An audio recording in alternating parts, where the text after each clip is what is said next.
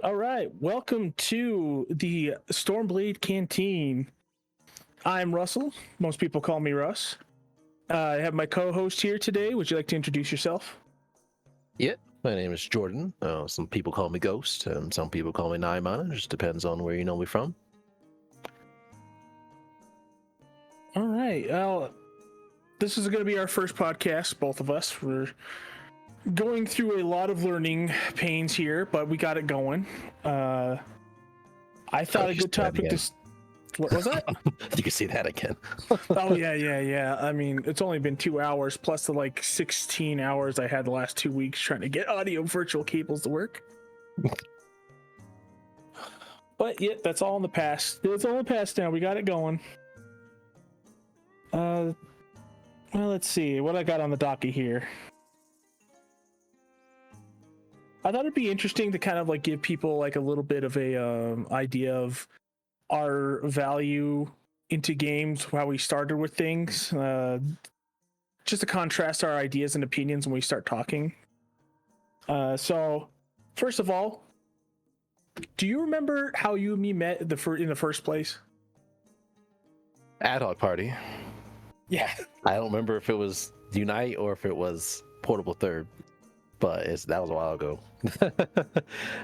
So I don't remember the exact details like I can for Kristen.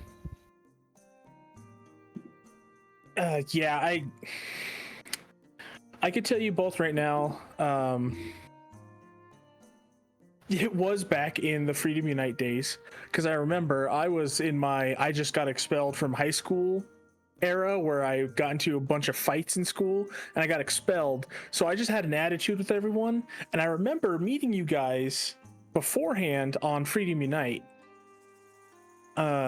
We got to talking and stuff, but then I would message you guys and not hear you back for weeks. I'm like, yo, you guys suck. And I think I sent you guys a mean message or something. And then I met you again a year later on Portable Third and we became best friends. Man, I don't even remember that very first interaction. But then again, I met a lot of good people on Ad Hoc Party, so I was just like, whatever. Yeah. I mean, I remember that. I remember it was you two specifically, and this actually didn't come up again in my brain until a few weeks ago when I was thinking about it. It's oh, when did I actually meet these guys? That'd be a good topic for our first podcast, to start out with. And then that popped in my head because I remember on my PS3, I was trying to get onto the Ad Hoc Party and meet some friends, and the only people who were ever online at the same time as me were you guys. Yeah, it was a small community, definitely in the Ad Hoc Party days. For anybody who doesn't know, Ad Hoc Party used to be a third-party kind of a plug-in, so to say, on the PS3.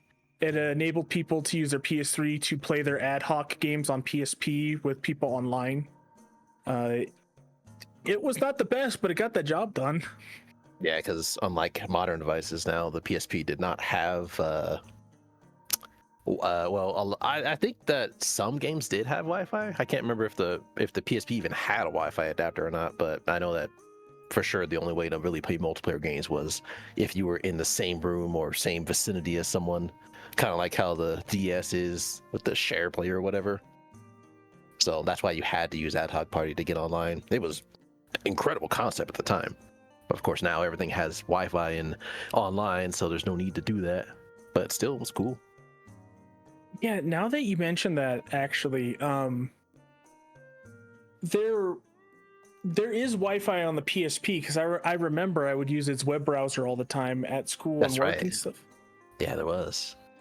So I think they just did that to make sure you're not well, I don't even really know the purpose of that. They want you in the same room with other people because it might have been just a Monster Hunter thing. It might have been game specific because I know just vast majority of games just did not have online, so they probably just didn't want to go through the effort of setting up online servers.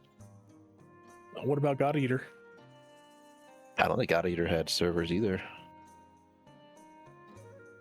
Yeah, I think you're right. Yeah, I think for any co-op hunting game, I think it was all the same shtick. I remember people being in those ad hoc party rooms, which it was a really cool idea. When you went to ad hoc party, it would just be a blank background. I remember it being a green background that said ad hoc, but then you could like make little houses and see your avatar walking across the screen and emote to people. Yeah, that was funny. You can walk around and there's chat bubbles too. So yeah, that was fun. It's a better chatting system than Final Fantasy 14. They ain't got no chat bubbles or shit.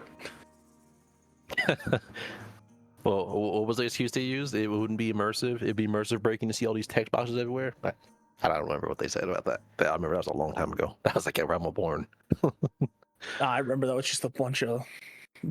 I'm trying not to curse, so this could be YouTube friendly. But yeah, it was a bunch of bull. I think I already blew that F. Did I already drop an F-bomb? I can't remember if I did or not. Ah, well, fuck it. Who cares? Yeah, like Or that you was a could bunch of bleep it. bullshit. You Man. can bleep it out in post-editing if you don't mind spending more hours. Hey, it might be funny for the bit, you know. Just beep, beep, beep. Yeah. Well, that's something to consider.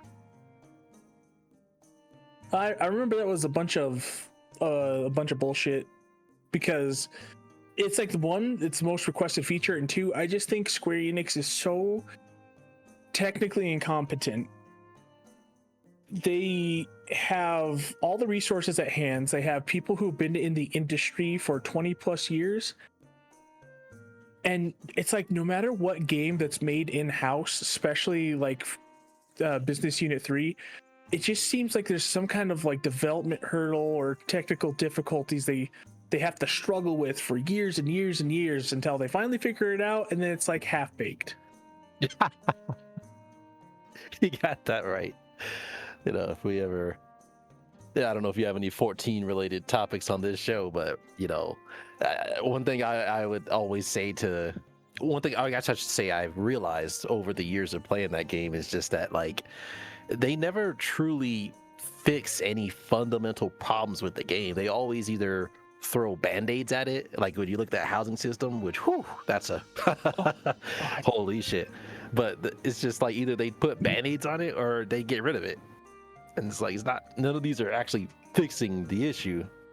And so yeah, I agree with you when it seems like it's weird that every time there's some issues or something that needs to be done, there's always technical problems, there's always technical hurdles. And I guess part of their problems is since Final Fantasy XIV's engine is some like heavily modified Luminous engine, I believe is what they're running on. So yeah, that in itself is a big problem when your foundation is shaky. Oh yeah. That just kind of proves my point, though. It's like that's an in-house engine. Again, for people who don't know, the Luminous engine is a engine developed in-house by Square Enix to work specifically on Final Fantasy 13. Well, that was the Nova Chrysalis, I think, or whatever. But it was like meant for the 13 series, and then they scrapped it and gutted it out and used it for the Luminous engine, which was meant for Final Fantasy 13 versus 13, which was a spin-off title, and for Final Fantasy 15, but they also used it for 14. It is supposed to cut down on costs and make development much easier, but they just had so many fucking problems that they ran into again and again and again to where they just said, fuck it, we're using Unreal. Yeah, I remember it was a big deal when they were making Kingdom Hearts 3 and they're like, fuck this. Because the Kingdom Hearts 3 was also going to be on Luminous at first, and then they're like, nope, we're going to put this on Unreal. They scrapped 4 years of assets and development on Kingdom Hearts 3 to restart it on Unreal because it was such a shitty engine. Mm-hmm. So that should put it into perspective what 14's going through. They're running on an engine that's heavily modified from basically garbage, and they don't know what to do with it, and they just keep running into problems like your glamour system has to be tied to your house. Oh, no. Or not to your house, to the free cities, because they're static. You can't move them. Remember they said that like if they ever put the glamour dressers in like public areas, it would crash a server. Yeah. Oh my like, god. Yeah, it's because their inventory is server side. Like all that shit is shared between people. That's to me, that's hilarious. I'm sure if someone's like into software development, they're probably thinking like, what in the hell? Yeah. And that's just the issues that he's talked to us about. Like, I can't even think about what's under the hood, what they haven't said, but they're probably on fire constantly every time they release an update. I like to think of modern Final Fantasy 14 like a nice, like, I don't know, like car made in the 2020s, some kind of like Bugatti or Ferrari, but then you open up the hood and it's just like a bunch of wooden planks with duct tape and nails sticking out of it. Yeah. So anytime you want to fix something, it's like, well, get out the duct tape and the prayers. Yeah, it's man, it's unfortunate because like they decided to work. Let me back up here a little bit. They decided to go with what would get more people in, which was, you know, gutting the game and making it more user friendly for beginners. And then instead of going back and refining their systems, like the server issues that they've had since the game came out, where they have the fucking probably since 1.0 when you think about it. Yeah, it was around since 1.0. I did some research on this because it really bothered me when I was going through Boscia. I just kept losing those duels over and over again because the server ticks. I was getting caught in shit I wasn't actually in. And like, so I did some research on this. And yeah, it's been around since 1.0. Yep. They, instead of working on that, which I think is the most crucial thing in their game, to have, I mean, even Xenoblade Chronicles X, that semi freaking MMO, like MMO Lite that's on the Switch now, even that game is just like flawless with its server, like almost no delay. And that was a game that came out around the same time as Final Fantasy 14.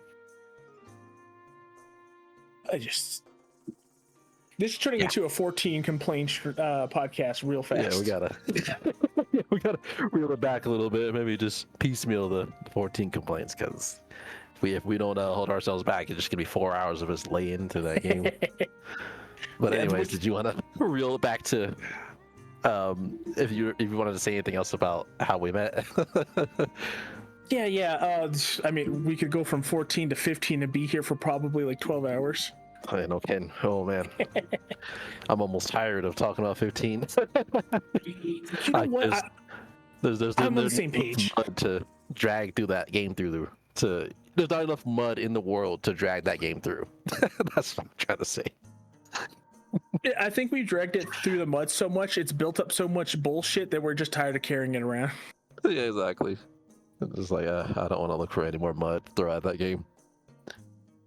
I will request at one point on this show, we build up the strength to talk about it one more time.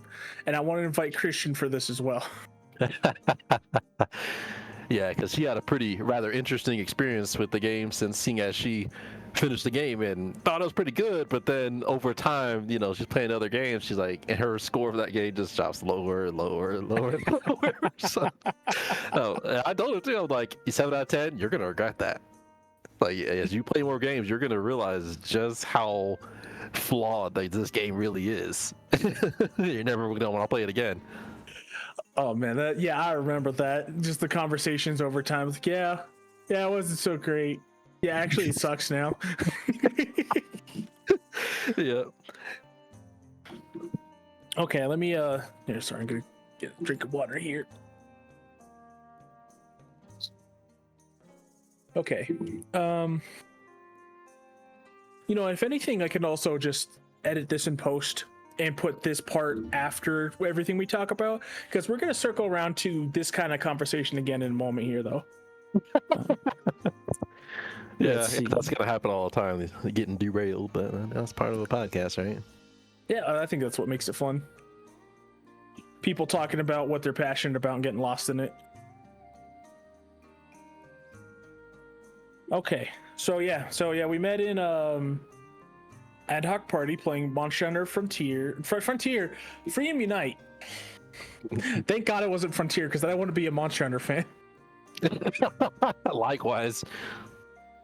Yeah, you guys really went through the ringer. I just played, like, I think the first 4 ranks of it, like the first 4 low ranks, and I'm like, wow, this is kind of intense. There's a lot to that game. I mean, it suffers the same problems as a lot of those other MMOs that have been running for a long time. It's just content and feature is just kind of overwhelming for if you're a new player. If you've been playing the game as it's been coming out, then as the content came out, then you'll be fine. But yeah, to go into that game that's had 15 years of updates and systems and gear and stuff, yeah, it's a little bit overwhelming. Yeah, that's I find that true. We're going back into this MMO loop again, but like I notice a lot of games like that they just add things over time. It becomes so complicated that you can't get new people in. So at the same time, I don't really fault 14 for going its direction. I just wish it wasn't so heavy and they went in a better way. But we'll get into that in a minute here. Yeah, I'm sure. But yeah, Portable Third. Portable Third, yes. We played a lot of Portable Third, and then it just kept going from there. We started meeting up for game nights, hanging out till 4 a.m, playing Dungeon Defenders or the Monster Hunter 3 Ultimate on the Wii U. I straight up bought a Wii U just to play with you guys. That's the only reason I bought a Wii U. I mean, that was like 99% of the reason why I bought a Wii U as well. I mean, everything else came afterwards. Like Bayonetta 2 wasn't out. Super Mario 3D World wasn't out. You know, I bought that game to play Monster Hunter 3 Ultimate. Yeah, that Monster Hunter, I think for both of us has been like a system seller. When a new Monster Hunter comes out and it's on a system we don't have, we get that system. Yeah, pretty much. Yeah, I had some reasons to get the Wii U. Like, I wanted to play Wind Waker. I never played that before, and that version of the game was really good. Oh yeah, I agree, man. That just the sailing alone, the power sail. Oh man, that fixes one of my biggest problems with that game. I'm tired of casting the Ballad of the Wind. I'm tired of it. Yeah, I watched my friend play it when we were kids, and that's what actually kept me out of it. It's like you're just sailing here for like 5-10 minutes, getting to the next island. I want to play a game, not watch it, you know. Yeah, that's my biggest problem with that game too. Even after the power sail, it's like, oh man, traversing is kind of boring. Unless something happens at sea, it's kind of boring. Oh yeah. Great game though, but yeah, there's a lot of downtime. Yeah. Actually, it's one of my favorite Zelda games now, which was surprising because I was regrettably in the same kind of camp of like, oh, it's not dark enough. It looks like little kitty cartoons. I don't like it. It's lame. When I was like 13. Yeah, sadly, just some people don't grow out of that phase. I half grew out of it. Like, I still like that stuff. I like more gritty, dark, realistic things. But I can appreciate those. In fact, I wish there was more cel-shaded shaded games these days. I don't really see the benefit of chasing graphical fidelity the way that we have been. But again, that's a topic we're saved in this for a little bit later. Sure. But yeah, we play. I remember how I got you guys to play other games with me through Ad Hoc Party, because we, if you recall, we actually played God Eater as well. Not long after we beat Portable Third and Unite and did all the content we wanted to do, we were like, I was like, you know what? Hey, there's another game that's kind of like this. You guys want to try it out? And you guys wanted to try it out, so played God Eater. I think a little bit later we played Tokiden as well. You're right. Tokiden Yes. lasted that long though. I think something happened during Tokiden. I think that's when we started moving towards consoles at that point. I think you're right. Yeah, because I definitely remember God Eater, and we tried playing. We tried playing some cracked PSP games, like Soul Sacrifice or no, that's that Vita. No, I know we played the Phantasy Star Portable. Oh yeah, it's a great game as well. I love that port. Yep, and then Portable 2 when that came out, of course. Then we played that White Knight. I almost forgot about that game. That White Knight Chronicles game that you released. The one where you're stuck on a train the entire time. the Dogma Chronicles or something like that. I forgot what that game was called. Oh yeah, Remember, we didn't play man. that very long. I'm like, man, this game kind of sucks. Yeah, yeah. I think I goaded you guys into playing it because if you remember, because I've brought it up a couple times, but at the day that I bought White Knight Chronicles 2 to play with you guys, the servers went down. Yeah, I remember that, and I've been very mad at level 5 ever since that. Yeah, that was such a good game. Like I was playing it by myself, and I could only imagine what it was like playing with people. But like that was just so fun going through the whole game in the missions and collecting everything, building on your own town. It's just that was such a good game. Where's the third one? Damn it! I know, right? I'm waiting for it, but they seem to have Valve's curse of threes, where they can only do one sequel and they're done. Yeah, I think Monster Hunter Story is about to break that. That's like probably their most profitable IP in a long time, which is unfortunate. But yeah, I remember we went through a lot of PSP games. There was also, I think, Lords of Arcana and Lords of Vermilion. Oh man, I remember that. The Lord of Arcana and the Lord of Apocalypse. Oh yeah, there you go. Yeah, yeah, and that's where the meme between me and Christian was like, go go go go go. Oh, the go go go came from Ragnarok Odyssey because you could run around and spam it. Yeah, you're right. Yeah, okay. So Lords of Arcana or Apocalypse was the push-up competition, and we would shout "Go go go" because we played Ragnarok Odyssey Ace. Yeah. Okay, now it's falling into place, man. That was like freaking 13 years ago. Game, by the way. We still have Ragnarok Odyssey Ace on the shelf. Oh yeah. Unfortunately, I don't. My PS3 died, and all my games are gone. But they do have it. If we ever want to revisit it, it's on PlayStation for streaming. Yeah. Oh, okay. Well, I don't really have any desire to do that, but I'll keep that in mind. Hey, the card system was pretty neat, and to hear the 13th month again is always a treat. Oh yeah, all the wonderful music from Ragnarok Online. So much of it was in that game. I was like, oh yeah. I mean, the card system was interesting, but like once you got far enough in the game, they stopped being really descriptive. So it gives you the vigor of a puppy. What the fuck does that mean? I forgot which one it was, but the one that gave you like blade beams when you swung your sword, wasn't it some kind of crazy description as well? Yeah, it was like it made no sense. It's like, come on now, like these cards are the game. Like these are your builds. At least you could give us more information to work with here. I think whoever localized it kind of gave up at that point. Yeah, no kidding. We're done with the story. We're done here. Let's move on. Yeah, let's just move on to the next game. To get back on track though, yeah, we just had like a good healthy, well, besides the lull between our friendship, we've had like a good 14, I think. Yeah, almost 14 years of friendship. Yeah, that's a long time. Yeah. There was a little bit of a lull where we didn't talk for a bit, and but catching up, I remember that fondly.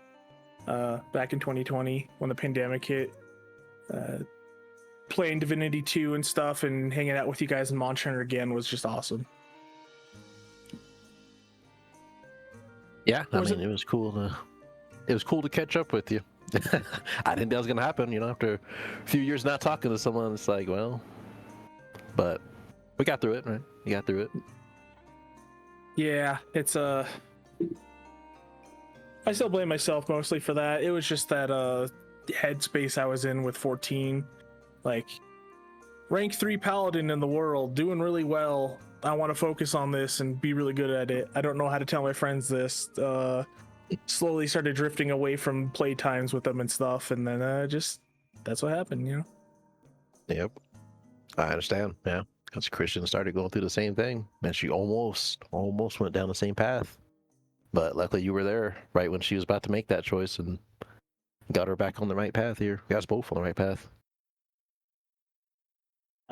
If anything, I think it just had like a helping push for you guys to get in the right direction. Because yeah, I know where that little rabbit hole goes. Because raiding, it's not just Final Fantasy. I've heard stories from like World of Warcraft and stuff where people get into that kind of headspace too, and yeah, it's a tough area to be you. in. Yeah, it's a tough area to be in. You know, entire fan groups going their separate ways just because of, you know, this mentality around the game. You know, when you get that absorbed into it, you know, this is how you go down the rabbit hole of how people die from playing video games. Yeah, it's true. That's when it's the worst. And you play yourself until there's nothing left. Yeah, like those people down in Korea who died in those internet cafes from just playing for 3 days straight. Yeah, exactly. Like that one guy who, like, he played so much that he lost his job, his family kicked him out, and then played like 3 days straight in a cafe. And then as soon as he stood up, like a blood clot hit his heart, died right on the scene, and they couldn't even get him to the hospital. It's like, holy shit. Oh yeah, move your legs, man. Yeah.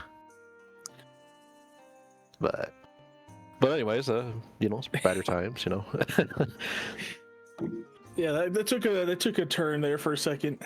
Yeah, I mean, 2020 sucked for everybody. Yeah, it did. Yeah, it's I'm just glad got out of that funk. It's just incredible because this is another topic I want us to have at some point, like that we discuss. But like, actually, that's the next. Why don't I transition into that now? Let's see. So for gaming, what got you started into gaming in the first place, and what do you find value in it now? The person that got me into gaming was my uncle, and I was in kindergarten. I played his Sega Genesis, and the very first video game I ever played was Sonic the Hedgehog 2. And I couldn't take my eyes off of it. And he saw how much fun I was having. And for Christmas, I don't know if it was Christmas or if it was my birthday, he gave me, he bought a newer model, like the slimmer Genesis, and he gave me his old Genesis for my birthday or Christmas, whatever one it was. And I've been hooked to gaming ever since. I mean, that was a simpler time for sure. You know, you didn't have a lot of space to make complicated stories and everything on the game cartridges. So Sonic the Hedgehog 2, you started up the game, it goes Sega, and then during the game pretty much no tutorials, no story, no nothing. You're just playing the game, and I had a lot of fun with it. It was hard. I don't think I ever beat that game as a kid. I think it took me like years for me to beat that game. It wasn't until I was like in like 3rd or 4th grade until I finally beat that game. But I had played a lot of other games too. But for me, you know, I've always valued gaming in my life because you get to go to explore to so many different worlds. Everyone has a different idea of what fun is, and so every time I play a game, my first thing is thinking, what's fun about this game? You know, what's cool about this game? And you know, it's just led me to a lot of different genres. It's led me to, you know, I still have the same mentality I have today. Is, you know, when I play a game, I go, you know, what's fun about this game? What's unique and interesting about this game? But yeah, and I've been a game ever since. So that's like 25 years or something like that. Actually, it might be more. Yeah, it's like 28 years. But yeah, that's my story. Yeah, that's actually a pretty healthy mentality to have when it comes to games. It's like, what is this positive aspect that really draws people in? What do they appreciate about it? I'm gonna be frank with you, and I'm sure you know this through our talks throughout the years. I've been the opposite. When I start up a game, I'm like, what pisses me off the most? What is the driving force for me to dislike this game and realize its flaws so I could pick at it? Because my mentality was for a long time like, what is broken so I know how to fix it? What is broken so I know how to communicate this with other people and maybe get a discussion going to where we can have like better games? Because I'll tell you that I was just fucking disillusioned with fucking Final Fantasy 15 and all the shit that was happening early and mid 2010s where I just didn't care anymore about games. So hearing your healthier perspective on it, honestly, it's refreshing from my pessimistic viewpoint. Yeah, I think we balance each other out nicely here. Yeah, I will say I have changed my mentality, not especially recently with life event changes, but like, I'm like on the same page, but I don't think what sucks. I think like, what do I like about this game? What do other people like about this game? What is wrong and what do I keep over? Because you might remember in 2020, I started developing my own game through the Dreams engine. The user created a game tool. I don't know how you describe that. It's like a video game where you can make your own game in it. So it's like a video game development for babies. But yeah, that's what really changed my view on all this stuff, because I started seeing games and everything in a new light. So my viewpoint has changed, but I'm still kind of a bit of that pessimist there, because I'm so tired of all this fucking Ubisoft slop being thrown out. Oh, go to the open world, go to this tower, links you a bunch of copy paste objectives, like that kind of stuff. I'm tired of that stuff, and that's just a portion of it. It's just an example, but yeah, I hope that makes sense. Yeah, I think I think that you're not alone in that. A lot of us, especially us who grew up in the earlier times of gaming, kind of get tired of the accessibility, we'll say. It's to the point where it gets a little too much. Yeah, I mean, I'm sure you've heard the yellow paint thing. That's, it's just like, man, it's kind of annoying. It's like, it's just treating your players like idiots. My worst experience when it comes to this is with God of War Ragnarok. In that game, before you even really get to, whenever you get to because there's a lot of times where you get to solve a puzzle, but before you can even really put the pieces together, they're already quoting you, oh, I think you need to do this. I'm like, bro, at least let me struggle for a bit before you give me that answer. But nope, just immediately. And it was really frustrating throughout the whole game that they wouldn't even let you try to solve the puzzle.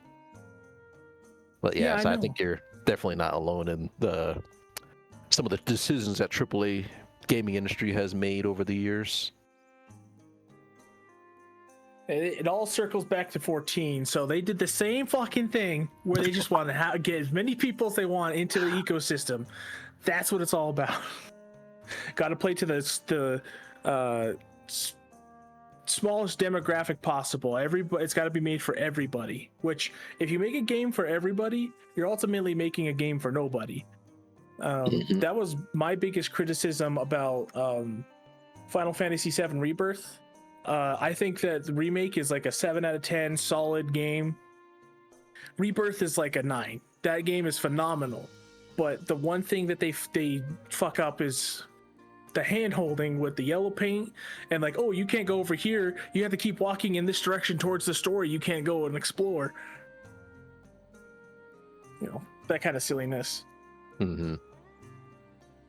Yeah, hand holding has kind of gotten out of control. But I guess it kind of depends on your game you're playing too, because they still, From Software is still keeping it real. They're like, oh, we're gonna give you this giant world, we ain't gonna give you no directions. Figure it out. We ain't gonna tell you shit. Yeah, no kidding. To a fault, you would argue. Yeah. I think that it is necessary to play those games for the intended experience online, so you can get feedback from other people, read those signs, and learn more about the game, the system, and the world through just playing it. But it's kind of, I don't know if it's good design or bad design when you're reliant on other people to teach other people how to play your game. Definitely interesting. But players can also be a detriment. Yep, that's true. Yep. Oh, secret item ahead. Fake wall ahead. Oh my god. And towards like 20,000 messages. Fortnite. Like, come on, man. Wasted my time. Why is this so upvoted? Yeah, so the biggest troll one that I'll never forget is anytime there's like an after image of someone pointing down off a cliff as if there's a secret down there and it's upvoted Oh my to god. heaven and back. So you're like, oh, it must be true. There must be something down, and you fall down. Yeah. I've got to the point where I stopped trusting those altogether, and I miss shit all the time because you need to drop down, and people are. So the genuine messages, I'm just like, fuck, he's probably lying. Meanwhile, I'm just walking past some good shit. Hey, you won't get me today, idiot. Oh wait, I just Exactly. missed this awesome weapon. Fuck. I know. Going back through, like, what are people talking about with this? Oh, it was one of the messages I ignored. Oh man, how do we even get onto this subject? I think we went through like 3 different genres of games. Just hop through them right to here. Well, I mean, when you've been gaming as long as us, there's a lot to go over. Yeah, that's So. true. But anyways, bringing things back to your point here. So, what was the next thing you wanted to talk about? Let's gonna go over how I got started in games real quick, if you don't mind. Yeah. What's funny is that we have a very, very, very similar experience with gaming. How we started. The first game I ever played was also Sonic the Hedgehog 2, and it was also because of my uncle. Wow. There's a little difference here. Like I played Sonic Adventure 2. I sucked at it. I asked my mom to play it for me because she almost beat Lion King. She almost beat it but couldn't. Yeah, she's the god gamer. Holy. Yeah. She got to the end of the Lion King game herself, and she didn't play games often. She was just like, she's plugged in. She's locked in the moment she gets that controller. See, this is why your brother's so good at games. That's where he got it from. Why did it skip me? Well, sucks to suck. Oh god, a skill issue. Yeah, I get it. No, it's but my story differs a little bit as well because my uncle didn't buy me a Sega Saturn. My uncle stole a Sega Saturn and Nintendo 64 or Sega Genesis, sorry, for Christmas, and then I was playing that. Yeah. That's great. Let's just say we're always on hard times in my house, but yeah, that's how I got into Sonic, and I actually, thinking about it right now, I've never beat Sonic the Hedgehog 2. I know it's a hard game, man. I mean, of course, now I can beat it, but I'm like, dude, it's still hard because, that was back when in the day when if you ran out of your lives and you had no continues, it's game over. You go back to the title screen, no save data. So you got to do the whole game over just to get to the part where you died at. No save states? Nah, that's cheating. Dude, I told you my greatest fear was like the idea of something gigantic swimming at me in the ocean to swallow me. Mm-hmm. I have like some weird issue with that for some reason. And when I was a kid playing Sonic, him drowning in the water, that fucked me up something fierce. I think a whole generation of kids were messed up by that drowning theme. If you go to a public area and blast that drowning theme, you're probably gonna get some panic look, like what's going on? Some PTSD. I'm about to drown. I gotta get some oxygen. Where's some bubbles? I need some air. I need to breathe. Yeah, man, like that fucked me up when I was a kid, and I had nightmares from it, and I had to stop playing it entirely.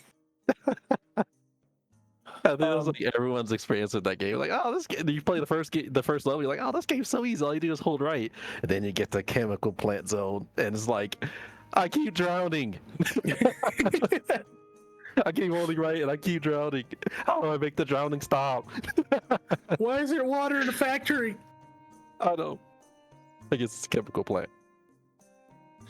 Like, I got past that, but the farthest I got to was the Aqua Palace or whatever. I think it was Aquatic Palace. Yeah, they're Aquatic Ruins. That's not very far, man.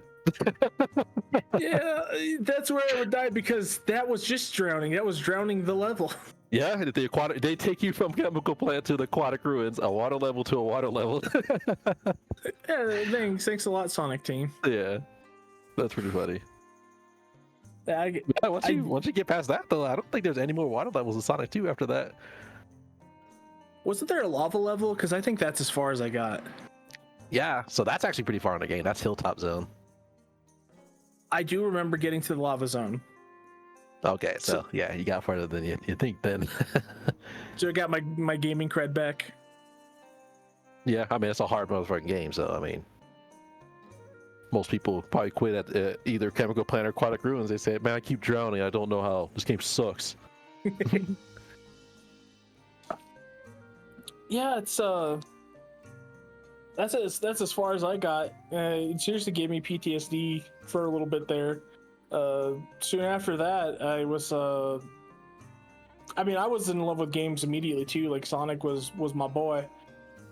I loved drawing him all the time, and then I got into Final Fantasy, and well, that's really all she wrote. That's all I played for like 10 years. Then a few Nintendo games here and there. Like I loved Ocarina of Time, you know, classic. Oh man, that was the game right there. Because me and my older brother played those games. We played Link to the Past, and we were struggling on that game. You know, this is before the internet, so solving puzzles is pretty much you either knew a guy or you had the strategy guide, and we had neither. So it's a long playthrough. But then seeing all these, and then Ocarina of Time comes out, and you see all these enemies in 3D. We're like, holy shit! Oh, what a mind-blowing experience. Yeah, you know, to get off topic real quick, wouldn't you say that was, I think that was the escalation of the problem we have now with realism and graphics. We just kept having like technological boom after boom with every console generation, to where like, oh, the graphics look amazing, oh, they look even better, oh, they're in 3D now, what the hell, and then just kept going from there. Yeah, I guess you could say that. Yeah, that was the start of it. But I think what happened is right after the PS2 generation is they started noticing very diminishing returns, because you know, going from the PS2 to the PS3 was a pretty big jump, but going from the PS3 to the PS4, that wasn't really a huge jump. And I think that kind of, you know, the jump from the PS2 to PS3 being so big, or even PS1 to PS2, you know, 2D to 3D was so big that it kind of set unrealistic expectations of the customers. Yeah, I think so. Like, we had a few games that really went above and beyond. Like, I remember the first time I went from Final Fantasy X, don't remember 12. So for me, it was Final Fantasy X, then Final Fantasy 13. And the graphical leap between those two is just otherworldly. Yeah. I mean, I got some complaints about 13, but the graphics ain't one of them. They definitely pushed that PS3 to its limit. Oh yeah, that game is gorgeous. Even to this day, you can tell it's dated, but aesthetically, it is a damn good looking game. Yeah, I heard the PC port like glows it up quite a bit, and it looks really good today, even to this day. That's what happens when you have really strong art direction and you have someone who's really focused and honed in what they want to present, instead of just chasing realism. Because they had, you know, Nomura's style of anime mixed with realism, so they could get away with some things, not going full realism, make it more stylized. And because of that, I think that game holds up really well. Unlike, you go and look back at like Modern Warfare 2, and holy shit, that looks like Nintendo 64 to today's standards. Yeah, I thought that was a huge, I think it's a huge contributor on why people got hooked on ever chasing higher graphical fidelity over stylization. Yep. I'm glad that's starting to go back now. You know, the games, even the developers too, they're starting to realize that, you know, this these huge leaps in technology, we're kind of reaching a point where, sure, you can double the amount of pixels on the screen, but you're not going to see a huge difference. You know, going from when we had standard definition to going to high definition. You know, once we got to the million pixels, that's a pretty big jump. And then going from 1 million pixels to, say, 8 million pixels, right? So 1440p, that's a pretty big deal. But going from 1440p to 4K, not that noticeable. And then, you know, it's going to be the same thing when we get to 8K and 16K. It's not really going to be, you're not really going to be noticing it. You're doubling everything that just needs to be done, but you're not really getting you're getting diminishing returns. So yeah, I agree with you. So yeah, we were in the infancy of all this technology, and so for us it had that big wow factor. But now we're hitting that plateau of what can be accomplished with current day tech, and yeah, that's a good word for it, plateau. Yeah, just there's not really anywhere to go. I remember when the PS5 came out, which I think we're kind of the same. We kind of judge the time of like upgrades for games based on console generation. But yeah, like when the 5 came out, people were talking about how we weren't going to be seeing an increase in graphical fidelity anymore. It's going to be more about how much more expansive environments can be, how much more we can fit in the game, because we can't really go beyond this right now with current tech. And that's kind of held true for the last 5 years. Yeah, I'm trying to think of like all the major releases and people talking about the graphics, and graphics don't really come up as often. Yeah, that's like a footnote. Like people will say like, "Oh yeah, Baldur's Gate 3, that looks good," because yeah, it is a very nice looking game. But like, that's like a footnote. The main thing is like the gameplay and the decision making and everything. Like, gameplay is starting to be more prioritized for the most part. There's still all this freaking gotcha game mechanics and everything that's kind of polluting the system. Yeah, it's a poison in the water. But yeah, that games are starting to go back to gameplay again, which actually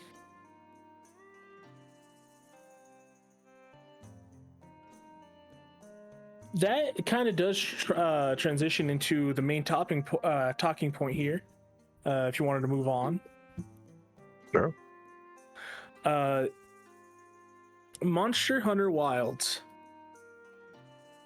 That is the main topic I wanted to discuss here today because, as you know, I'm more dour on the release of that game. You're more positive about it. And I think this is why I wanted to start a podcast with you, because we can have differing opinions, but we can be respectful and hear each other out, and sometimes even come to a new understanding or see the other person's viewpoint instead of just being like, no, you're stupid.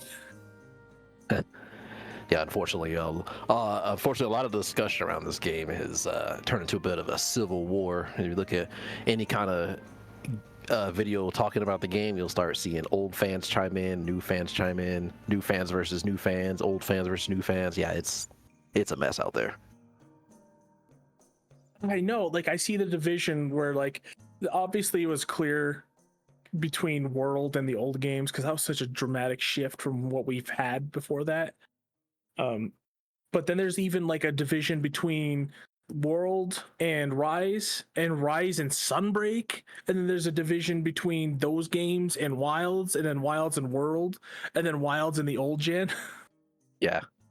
We got World Hunters going versus Rise Hunters, and Rise Hunters versus everybody, and World versus Wild. Yeah, it's just like you said. It's just it's a us versus them mentality. Yeah, I just don't think that really like. What does that contribute? What does that really like say about the game? I don't think that really does anything besides, oh, this is different and I don't like it. Like, there's people on the side of the fence who are like, this is the newest game, so it's default best because new thing is good. There's people who are like, no, all new things are bad. There's some people closer to the middle where it's like, well, these things are different, even though I like these new systems, these new things, don't think complement the game very well, which is kind of my camp, where like I think that a lot of things that made Monster Hunter special and a unique experience are kind of being lost for convenience in the same way as 14, but not nearly as drastically. And then we have other people who are like, yeah, it's new, but it's like it's just still got some flaws and some kinks to work out, and I still like some of the older games, you know. So like we just have a huge spectrum of people talking about this game when we used to be just a united front. Like we all love Monster Hunter great. Yep. And I think that's gonna happen to any game series or even just a live service game. When you make a drastic shift in gameplay systems or even design philosophy, you're gonna fragment a fan base. That's just as simple as it is. I mean, you can look at 14's fan base. I mean, there's a huge divide coming from Shadowbringers because that split the game in two right there.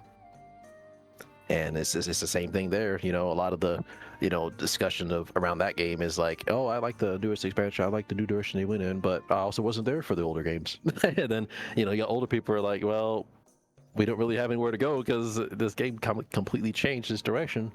And you see that same parallel in Monster Hunter because, you know, like you said, a lot of old hunters, they valued those old things in the game, and it's not in wilds, it's not in the newer generation, and so they feel kind of lost. And I think there's just a lot of frustration. I think everybody has their idea of what Monster Hunter is in their eyes, and because Monster Hunter keeps changing, then, you know, no one's really, well, I would say they can't really please everyone. And before, you know, they had a unified direction, right? Before World, you would just get the same game but better. Or we'll try this new thing, we'll try that new thing. Well, with World, they completely changed a lot of things. And in order to get a, you know, a bigger audience, and well, a new audience means new expectations. Yep. Yeah, I think I agree entirely with that, really.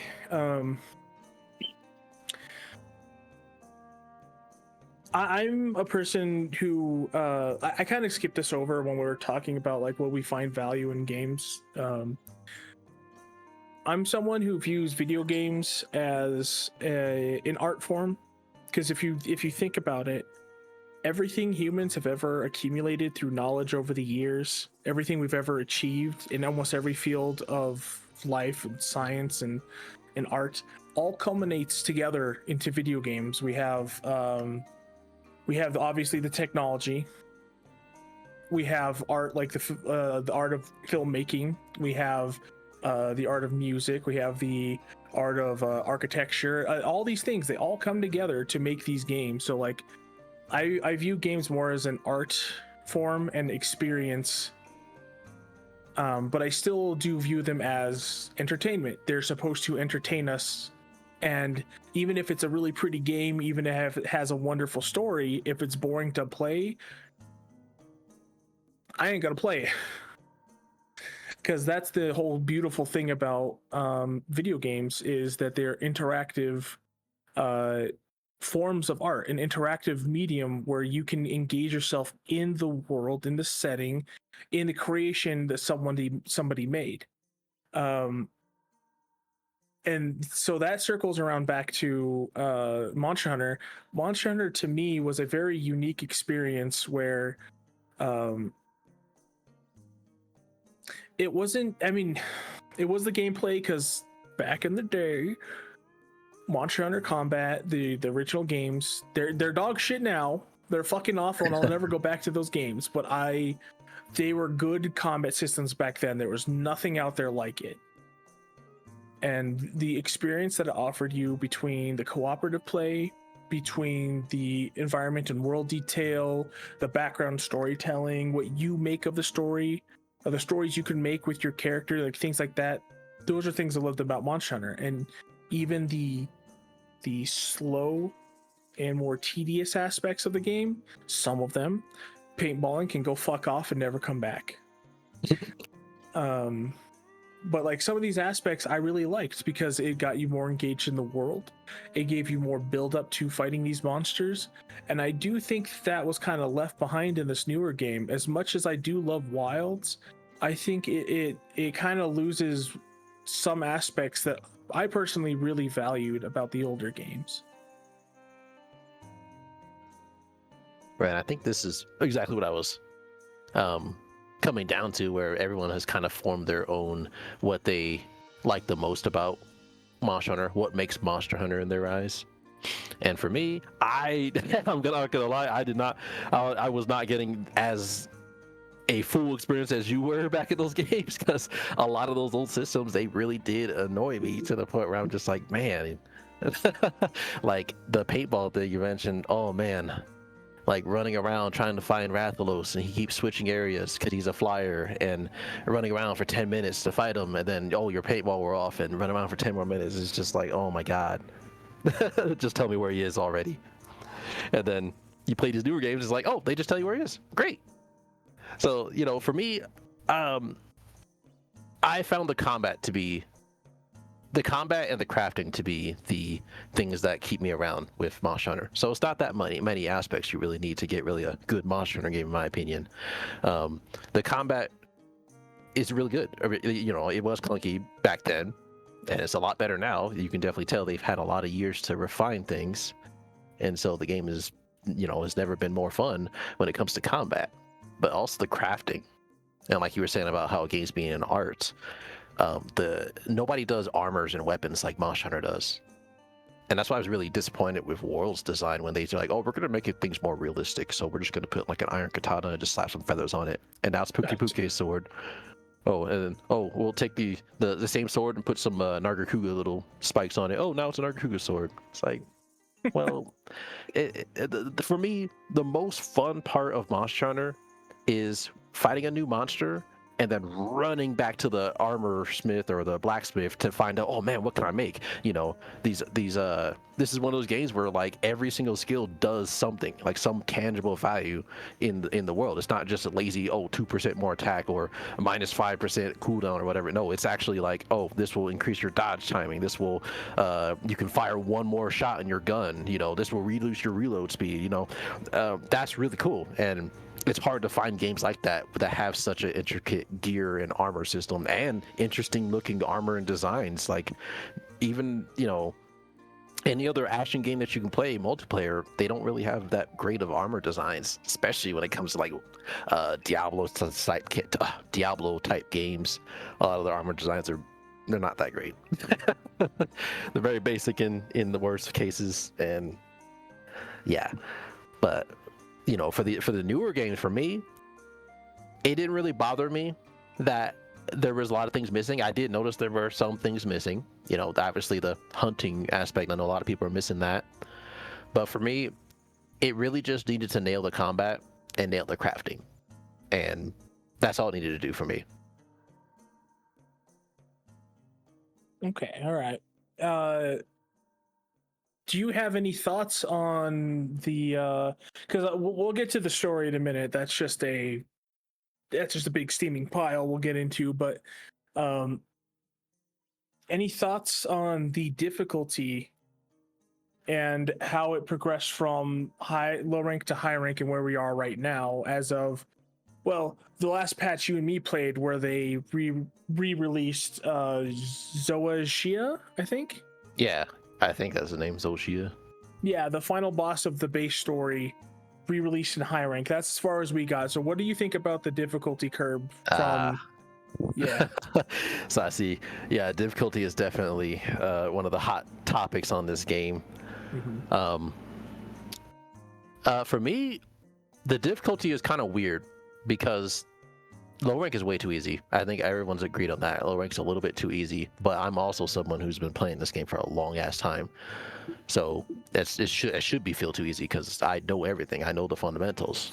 But that ramp up to hard mode was insane. I'll tell you, I think that for low rank, I think they did a decent job at gradually escalating things, but I'll tell you, at a Jaracon, that's when I noticed, like, whoa, okay, this guy's actually got some, he's got some hands. right? And then it gradually increases, and then once you get to end game, I would say, what's his name? The flagship. Man, his name escapes me right now. I know how you feel. To be honest, it's the most forgettable flagship for me. I'm trying to remember his name, man. Oh man, but yeah, the flagship of the series of the Arkfeld.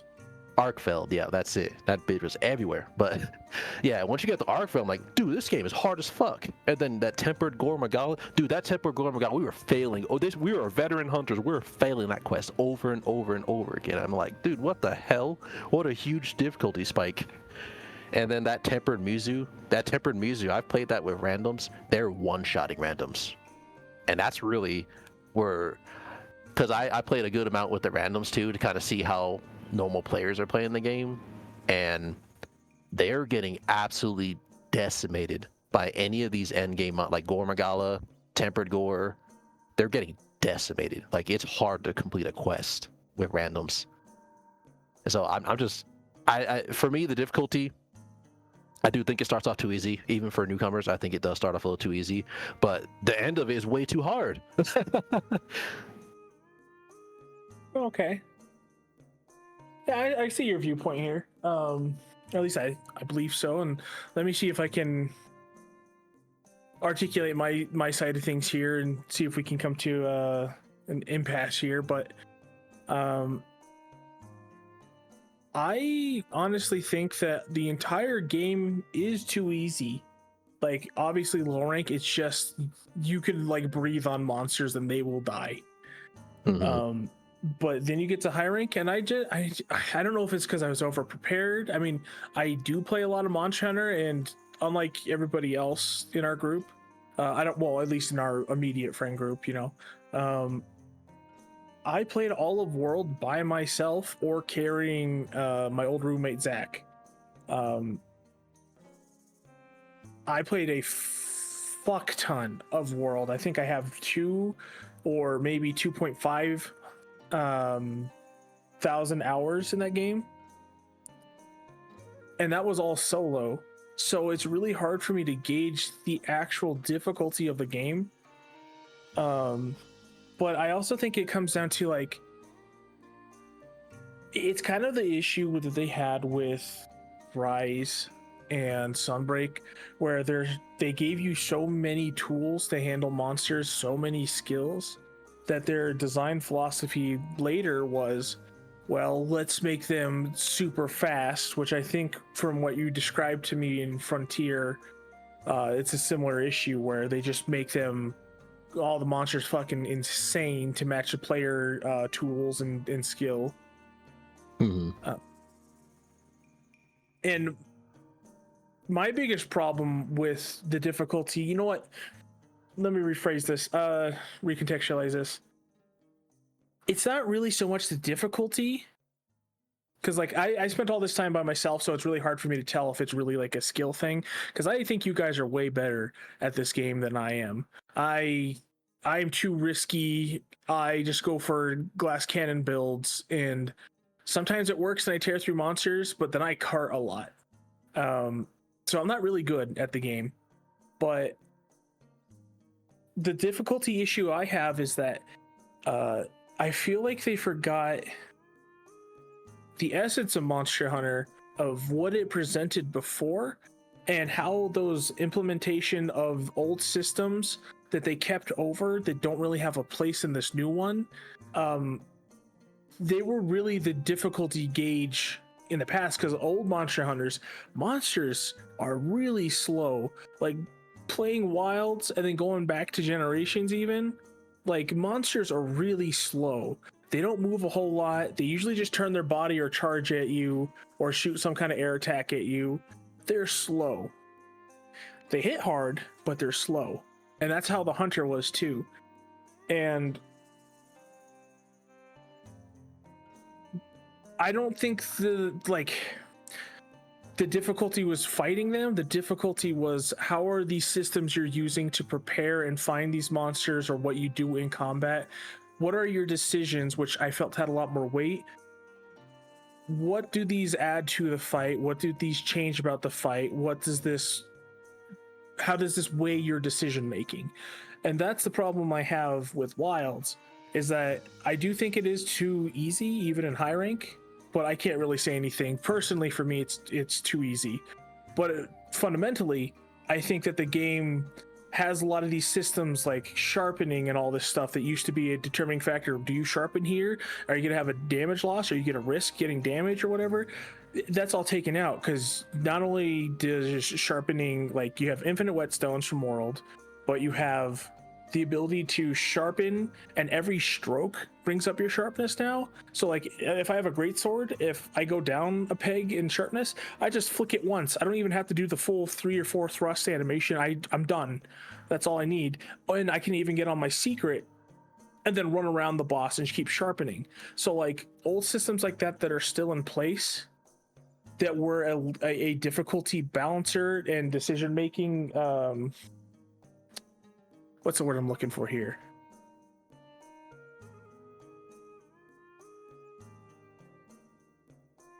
Just really, they just added weight to what you did in combat, kind of like an RPG. Because if you ask me, old school Monster Hunter was more like a action turn-based RPG. The monster had a turn, and then you had a turn, and then monster had another turn to do its attack, and then you have your turn, and you decide what you do that turn. And then there's a cost for your turn, like, oh, and do I go in and do damage? Oh wait, I need to sharpen my weapon. Do I sharpen? Oh no, wait, I need to heal. You know, that kind of thing. That decision making, that makes all games fun, and that's what I think that this game really lacks. So essentially, player agency. Like, there's not as much weight for your players' actions. You feel like they've taken a lot of the weight of your actions away because of how fast it is. Well, not only because of how fast the monsters are, but because of, you know, being able to jump on your secret or your dog or your whatever they called it in World. Oh, well, I think I don't know what they're man. called. Yeah, whatever. It was unique to every zone. Yeah. So whatever raptor or whatever they could find. And that's a bit of an interesting point too, because this is, if you, in the older games, if you make the decision to sharpen during combat, then you absolutely have to make that choice. But a lot of people will just go to a different area, because you can just zip, teleport to another area, sharpen, heal up, and then come back to the area. I think that the secret is that off there is, you know, being able to mount up is basically the same thing as being able to just zone out. So I'm not really sure if I necessarily agree with that portion of it, you know, when it comes to making actions during combat. But, you know, finding the monster, I definitely agree with that. You know, I'm sure people would probably want more of a middle ground between not having anything to go off of with the monster, finding the monster, and straight up just knowing where he is at all times. Yeah, it's yeah, I see what you're saying too, because like, yeah, you could just leave the area and take care of yourself and go back into it, but that's still a cost. That's you spending time to go do that. And because of the, you know, the old animation, the flexing of the healing, the long sharpening animations, that was a time sink. So you're wasting several turns. You could be going in and taking care of that monster. And the more expert players, they'll find places to do it in combat. And that was kind of like skill expression, knowing when to use these mechanics at the most optimal time to, like, for the higher end players. And that's something I like too. Whereas the newer game, it is similar. It is very similar, where you can get on your secret, but the secret's everywhere at all times. You call it, it's going to come straight to you. Sometimes it'll take a minute, but it's right there. Whereas before, you'd have to either hope you were close to an exit to do that and stuff. And that was also like being aware of your surroundings kind of thing. You had to know where you could exit and take care of yourself. And if you were lucky enough to be there, or if you planned it, again, more skill expression, more player agency. Whereas this is just, you whistle to your secret, you get picked up, and then there you go. Well, there's a bit of a knowledge and environment there too, because your secret, sometimes he straight up can't get to you if the monster's getting all aggressive with you. And also, you also don't know what direction he's going to take you in. He could direct you right to your death, because you're not completely invincible when you're on your mount. So I think that they intentionally made it so that his time to call was random and the direction he comes in is random. So that way the cost is, you could be either, he could be leading you right into danger, or he could be getting on the way to you, so he won't even make it.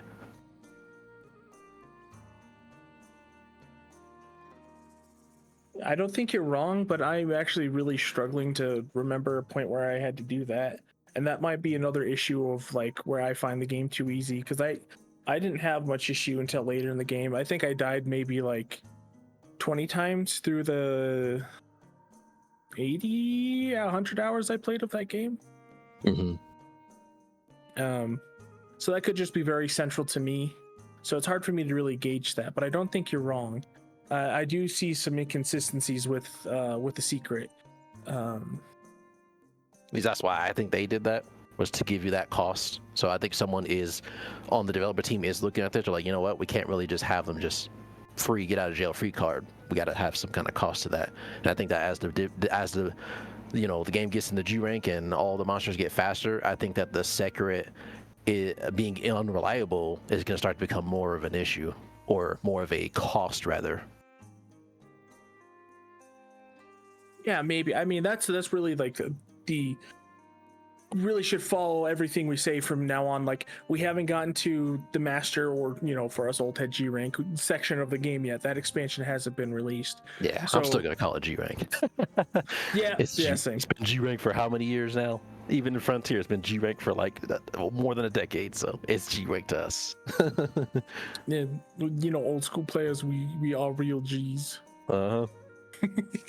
Yeah, it's yeah, we haven't got that part to really contextualize the entirety of the game and see how this because like you can have whatever kind of game design you want. It could be really fun at the beginning, but where you really see how well it works is when it's in a high stress end game environment to really give it its value.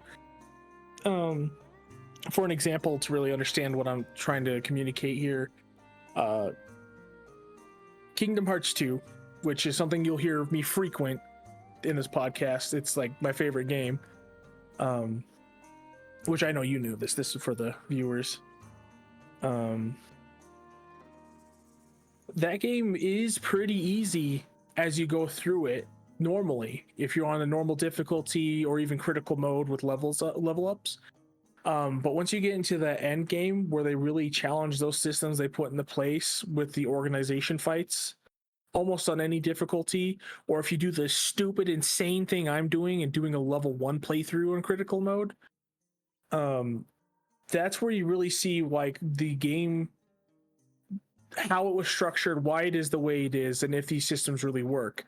And that's why that game shines to me so much, between the how all the abilities interact with all the bosses, their weaknesses to them, the rage meter, the rage counter system, which I finally learned after reading a document about it.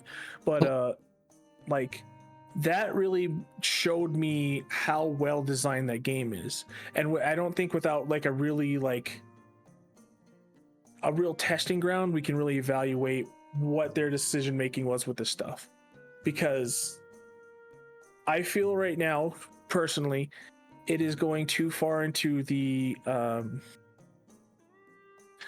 new user, ease of use, quality of life section of things, where they're taking a lot of the old systems and keeping it in just because of, it's getting grandfathered in, without having a reason for it to be there. Like, first they made sharpening infinite. They took away, which I don't want to go gather whetstones ever again. Let me make that clear. I don't want to do that. And I don't want to do paintballing, which I'm going to talk about that in a second too. I know I'm a little bit on a rant here. But they made it infinite. And then in this game, they also made it to where you can sharpen super fast, and every sharpen adds to every animation of the sharpen adds to your sharpening, which I think is a good change. It's just like, why is it still infinite for those stones? Why can't they just be like a rechargeable resource that you have to restock when you go back to your tent? Not so much like, Yeah, Okay. not like grabbing an item, but being like on a cooldown until you go back to your tent. Okay, I see. So kind of punishes you for not bringing for not paying attention to your sharpness. But you know, a system like that might be very hostile towards newcomers, because if you don't really know what you're doing with your sharpness, then you know you're stuck with weapons that need to be sharpened often, but you can't sharpen it often. So that might be a frustrating time for a newcomer. Yeah, but I think that can also they could balance it in a way like dual blades and fast hitting weapons get more uses of sharpening, whereas like bigger weapons like great sword, they get less because you need it less. So it depends on your weapon type, how many whetstones you can carry. Mm-hmm. But I just think like I don't think that's a perfect solution. I'm not a game designer, really. Yeah, I'm really you a see novice. there's an issue there that going to infinite whetstones was too easy, right? You wanted more of a middle ground. I see what you're going with that. Yeah, it's just more of like, what value do we get out of wet systems now? Not really a lot. It's just kind of maintenance, and it doesn't really add a lot besides being like, oh, this is what you used to do. Mm-hmm. Because like even the sharpness didn't really play a factor. I was kind of chewing through monsters with blue sharpness till the very end, where usually you'd start having problems with green sharpness in high rank and then blue sharpness halfway through high rank. Mm-hmm. So it's like, what do we do with these systems that are in here? Why are they still here? And what value can we really get out of them? I see. Well, for me, sharpness, I don't really have much to say on sharpness, because sharpness is such an interesting system. I don't think I've ever seen any other game that even questions your weapon sharpness outside of like a generic durability system. So, you know, I think that's sharpness is an interesting way to balance swords. You can have different varieties of swords that have different stats, you know, different power, different elements on them, but the sharpness is another factor that can change your, you know, change your final decision on whether you make that weapon or not. At the end of the day, sharpness is there to give players more options, right? We're not going to show you what does the most damage. We're just going to give you more options. And I think that's what definitely a good thing that Monster Hunter in general does. But as far as the actual act of sharpening in whetstones and all that, I don't really have much to say on that. Now, Okay, yeah. I do have a counter question for you now, but it's not in regards to sharpness, but it's in regards to how you mentioned that you can't really get the full grasp of what this game's trying to do until you get to G rank. Now, I want to ask you first, as a prerequisite here, were you there for the release of World?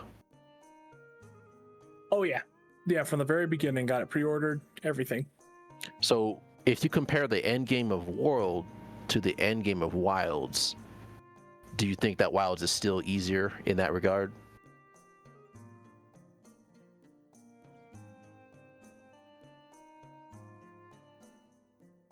I think they're pretty neck and neck, but I think World is still more difficult, except for they had a weird balancing issue where you have multiple monsters in the instance. They would lower their HP by that many monsters. If there's 4 monsters, all have quarter HP. So that's a real crux there. But no, I really think that World had a slightly more difficult endgame.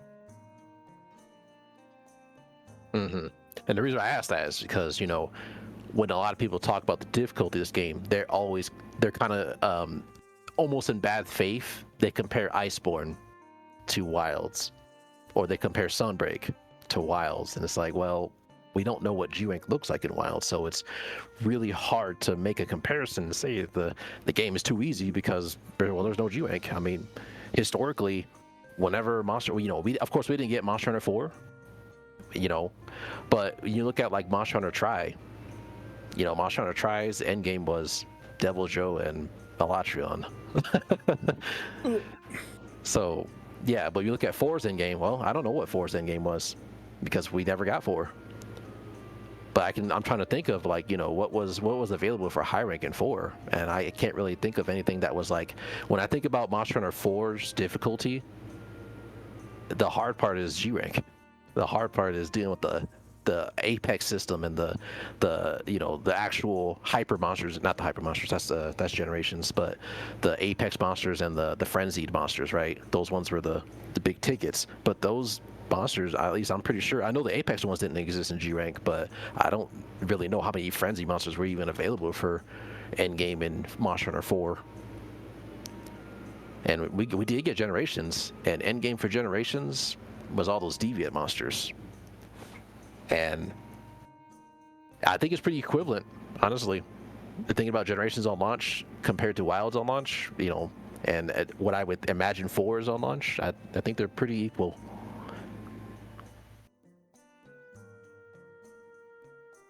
Yeah, I've actually seen the same kind of discourse online where people are comparing a fully completed game to a game that's still in development. Mm-hmm. Because not a lot of people may know this, but what I know about game development is that they don't start from the beginning of the game where you're starting and then work their way up. They develop the gameplay, the combat, everything at the end game level, and then work backwards to scale you up to that point as you progress through the game. That's very smart, because that'll avoid power creep. Exactly. That's what a good developer will do, at least. That's what 14 used to do. That's what Monster Hunter does. That's what Xenoblade does, all the Xenoblade games. They start with their combat at its very peak with all of its systems and everything that they want for it, and then they scale it down and drip feed it to you as you play through. Now, Monster Hunter, we don't have the full game. They plan what they want to do, not entirely, but they plan what they want to do with G rank. And so they go through this development process of making the low and high rank game to get the basic concept out. And it's really hard to get a full picture of what they want to do with only part of the puzzle. So their plans of what they wanted to do with this game is still up in the air. But from what I see right now, the difficulty, again, it's hard for me to describe because I don't really think there's a difficult issue with the difficulty. I personally think it's too easy. You're more of the problem is you have is player agency. Yeah, that's the problems that people have been having with World. The old hunters going into World is the accessibility has gotten in the way of player agencies. No need to bring in cool drinks. No need to bring in the hot drinks. No need to really. And on the as far as because I spend a lot of time gunning. As far as gunning has received major changes going from old gen to new gen, as you don't spend as much time preparing your ammo loadouts either. Especially in wilds. Wilds really changed how gunning works altogether, and there's really not they removed a lot of the complexity of it. I understand why they did it, but as a person who's been gunning for a while, I don't necessarily agree with it. It feels a little bit of a I want to preface this for people watching. I'm a huge Final Fantasy 14 player, and I have been for 10 years, so you'll also hear that a lot. This feels like a little bit of a Black Mage situation. Where with gunning, it was a big prep, big skill ceiling kind of thing, where it just slowly got whittled away over time, and now in current Final Fantasy 14, you went from the magical turret that has to stay still to do all of its damage, and you had to plan the whole fight out, to you can almost move while casting. Yeah, I've heard that. The destruction of my old main. Yeah. Well, I also, like Russell, played that game for many years, but I dipped out when Endwalker launched. As soon as the credits rolled, I rolled with them. Yep. So you're gonna hear a lot of discourse because we played that game for a long time. Yeah, and I still play that game. But and even when it comes to my gripes about gunning, I gotta kind of hold off because fundamentally the shooting, the stuff they added to heavy bow gun, the stuff they made to make every gun and bow different, fundamentally I would say gunning has never been better. I've never had more fun with gunning than it is now. Even with the, with how much they're simplifying it, the fundamental of gunning is fun as hell. So, and I'm hoping, but I'm not sure what they have planned, but I'm hoping that with G rank / master rank coming out, that once again, we can't really get the full grasp of what they have planned until we get to master rank. I'm hoping that the master rank guns are like, okay, we're gonna add another layer of customization to your guns, so that if they do that, that would be genius. Because one of the biggest problems that gunners have always had, when people who don't gun, right, one of the biggest problems they have is money. You don't have a lot of money early on. So how they solve that issue? Well, guess what? All your ammo's free. All the ammo's infinite and free. So now there's no monetary cost to gunning. And what is the other thing that people who don't gun complain about? It's too complicated. You gotta look at reload values, you gotta look at recoil speeds, you gotta look at how many shots the gun can hold, you gotta look at all this stuff. And how they resolve that? Well, you can't change it. You don't have to worry about finding reload speeds or whatever, because it's just built into the ammo. So it's less about the it's more on par with the Western weapons, where instead of looking at the sharpness and the element, you're looking at the ammos it can shoot. So it starts off really easy, but then as you get through the game, you can customize more. So if they do that, then holy shit. But if they don't, then this is definitely a concern of mine. That's where it becomes a black mage situation. Yeah, I'm hoping he doesn't go down that route. But again, without having master rank here on our hands, it's kind of hard to guess where they're taking the system. Even if they left it as it is, I mean, fundamentally, I'm still very happy with it. But it's definitely a worrying trend if this is the direction gun is going to go in. But we have seen them reverse course on stuff like this before. Like if you look at the hunting horn situation, like with Rise, they made a huge change to the hunting horn to make it all fast as hell, to the point where I would even call it blunt dual blades. But then you look at it in Wilds and they've returned it back to how, the weighty playstyle had in World. I'm like, whoa, okay. So, that's that. And that's the funny thing about Monster Hunter is they don't like to, sit and stagnate on ideas. They'll try. They're willing to try new things. Every single Monster Hunter generation has tried something completely new. Sometimes it'll pay off spectacularly. Sometimes you'll get Monster Hunter try. Oh my god, swimming. Such a cool idea. They just didn't know how to do it. Yeah, and that's fair. I can't think of a single game I've played that actually has decent underwater combat, especially for a game like Monster Hunter that has a very in-depth combat system. I just couldn't imagine that working out, because going underwater is adding a whole nother dimension to combat, to a combat system that already has a lot of dimensions to it. Yeah, you're taking the I wouldn't say Monster Hunter is like super complex. Some weapons can be, but like you're taking this 3D action environment and putting it in a 4-dimensional space almost, where now it's not just the X and Y axis, it is the Z axis added to it. And that just, I mean, I think there's ways they could do it with new technology if they ever wanted to go back to underwater combat. Simplifying it, taking away some of the control from the player to make it easier in water when you're fighting a monster.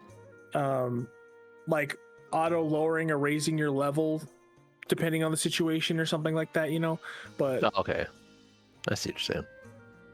Yeah, take away some of that control away from you in terms of the movement of your character, so you're not stressing about being high enough, low enough, you got your camera on the monster and all that. I think if I remember correctly, that is the reason why they added the lock-on feature to Tri Ultimate, was because they learned from playing Tri that keeping an eye on the monster in water was too much. So that's when the lock-on system got introduced.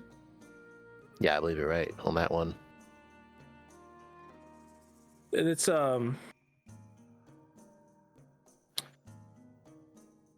it is something I really do appreciate about Capcom and the Monster Hunter teams. You're right, they absolutely do like to experiment, and I will always prefer them experimenting and failing than making the same boring, safe thing over and over again, like I feel like Nintendo does, in my opinion, or what Final Fantasy's doing. Yeah, honestly, I agree. I think that the worst death your game can have is one of stagnation, where the developers are too afraid to fail. That's a terrible death to have, and thankfully Monster Hunter they've been willing to try new things. They're willing to see what works and what doesn't work. You know, a lot of the fancy moves that we have now are thanks to Generations, the style system. They saw what people liked, and they're like, you know what, let's use that as a template for the next game. And guess what? Now, we got fancy moves. Gunlance has its, the reload, the fancy reloads, and all the combos and stuff. The Insect Glaive has the aerial stuff, and Longsword. I personally don't like this, but Longsword, the whole counter playstyle came from Adept style. People are like, man, this feels really good to be able to counter Adept style and that critical juncture, I think that Hunter art was called, where you just countered the enemy. That's pretty much the basis of World Longsword's playstyle. It came from Generations, so that is cool that they're not just making a new experiment and then just throwing everything away the next game. They're seeing what works, seeing what doesn't work, and using that to make the next game better. Yeah, like even though water combat failed, it did introduce a lock-on system, and it did also make them think about verticality more, which led to 4, which was the introduction of aerial combat. Yes, and it really just the third dimension, really, or the fourth dimension, rather, being able to go up. Yeah, that was huge. The Monster Hunter, the areas and all the designs of the maps before 4 and after 4 are just like night and day. All that verticality just adds so much life to the game that they probably wouldn't have thought to try if they didn't go underwater first and see, wait a minute, we need to look up. We need to look up and we need to look down. Yeah.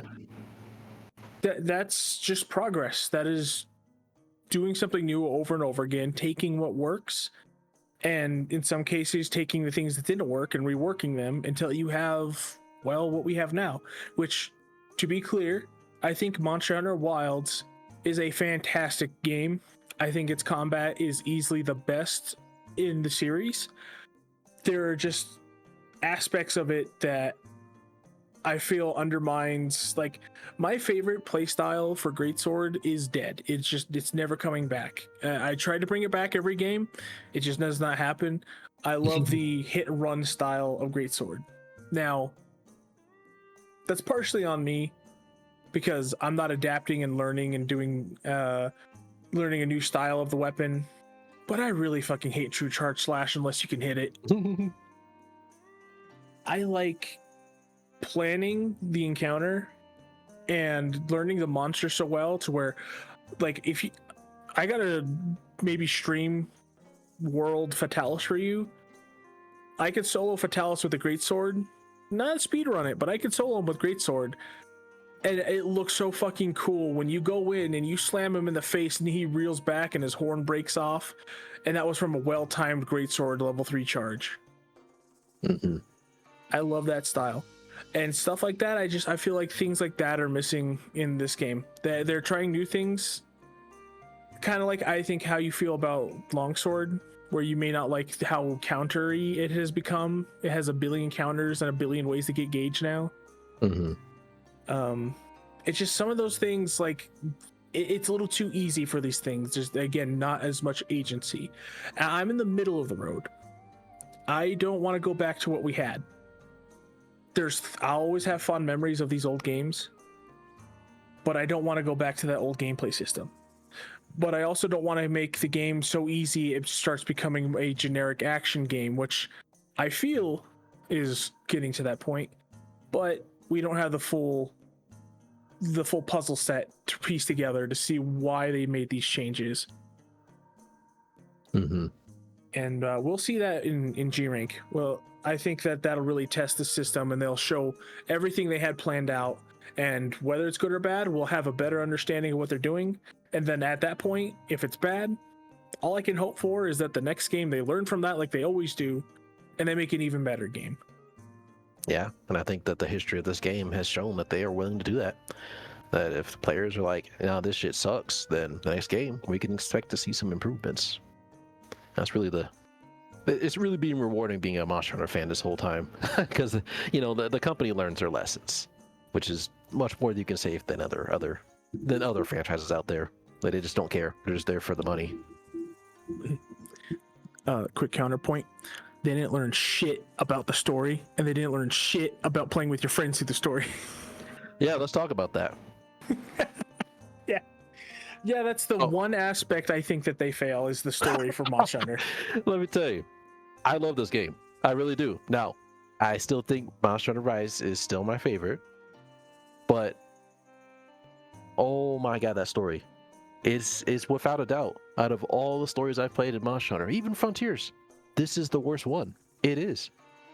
Because the thing is about the story is, like, most people don't care about the story of Monster Hunter. The story of Monster Hunter is always usually the same thing. Oh, there's this monster that's causing earthquakes or avalanches or whatever. Go fight it. Oh, it wasn't that monster?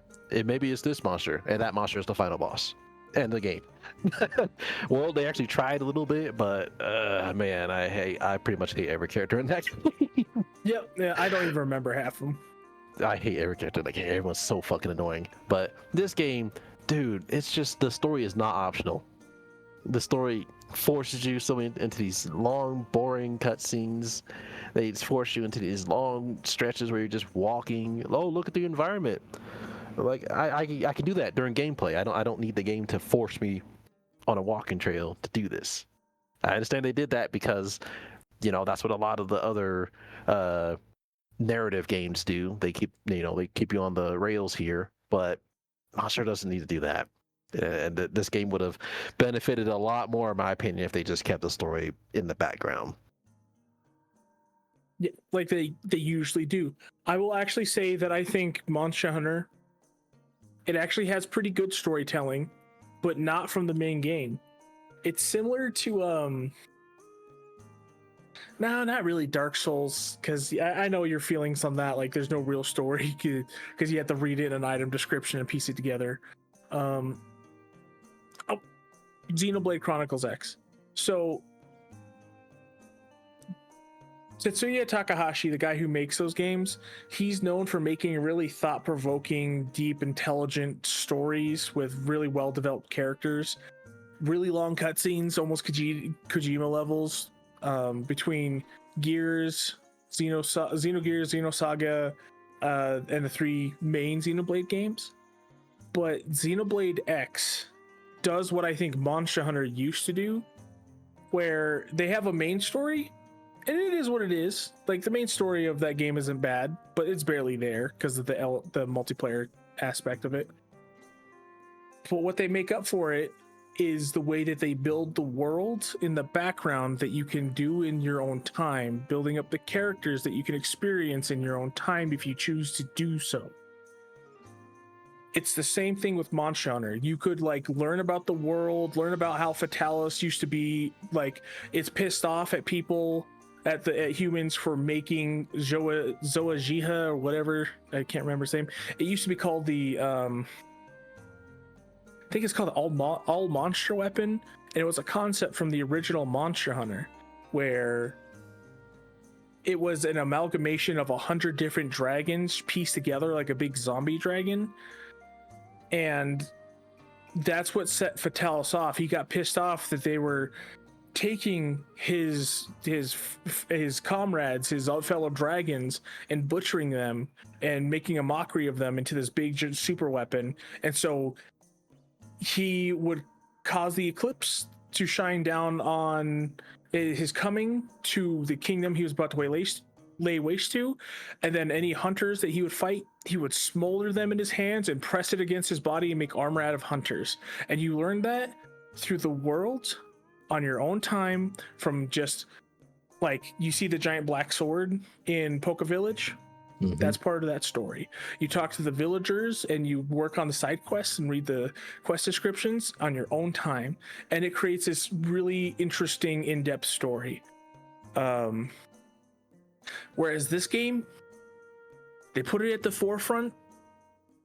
They don't really say anything or do anything with it interesting, and you're on rails the entire time. No player choice, no player agency.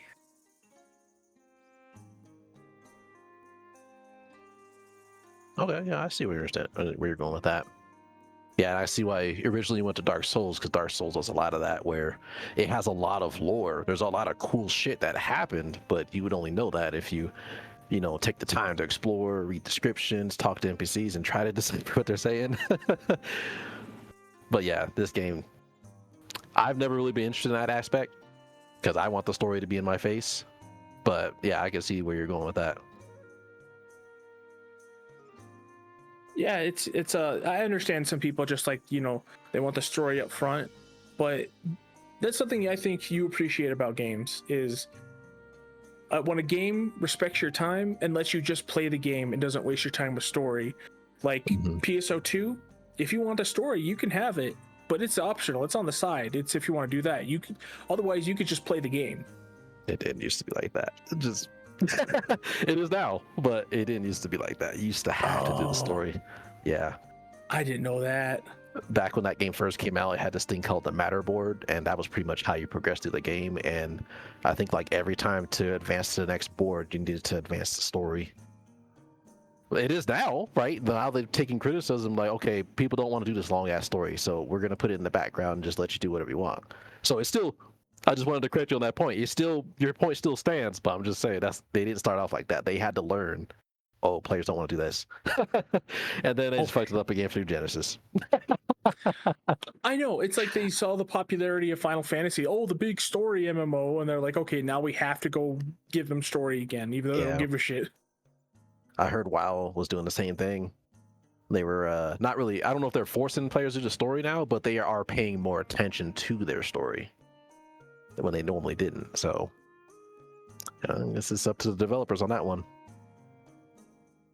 Yeah, for World of Warcraft, I haven't played it much. I don't know a whole lot about it. I sometimes watch Asmongold and stuff, so I have a little bit of knowledge. And one of my best friends, Toby, he was huge into World of Warcraft, so I have some secondhand knowledge.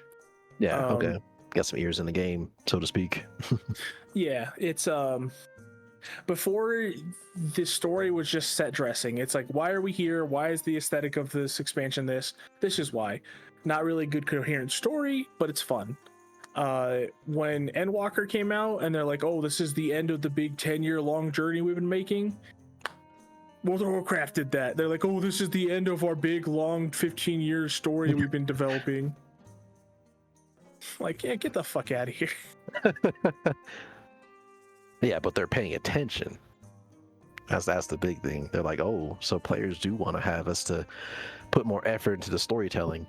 Now, I can't tell you how the latest expansion is for that game, but from what I heard from a few people here and there, they said the story has improved, that they actually care a little bit more. That's kind of insane to think about. That's what I heard. And a little off topic, but a little related. Their housing system blows 14 out of the fucking water. They're adding housing, and you can make the floor plan. It's wholly instance. You can have a community with people, like to where you have a server, a community of people in the same area, kind of like you do with the wards in Final Fantasy, but it's instance based.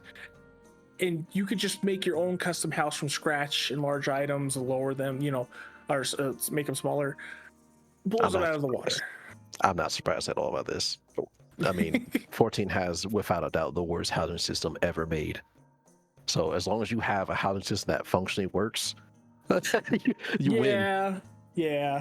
But these other games like New Genesis do that. The housing system is insane. Like, it's insane. Even WildStar, and WildStar is older than both these games. Well, not older than both these games, sorry. But WildStar had the same thing. They had a great housing system.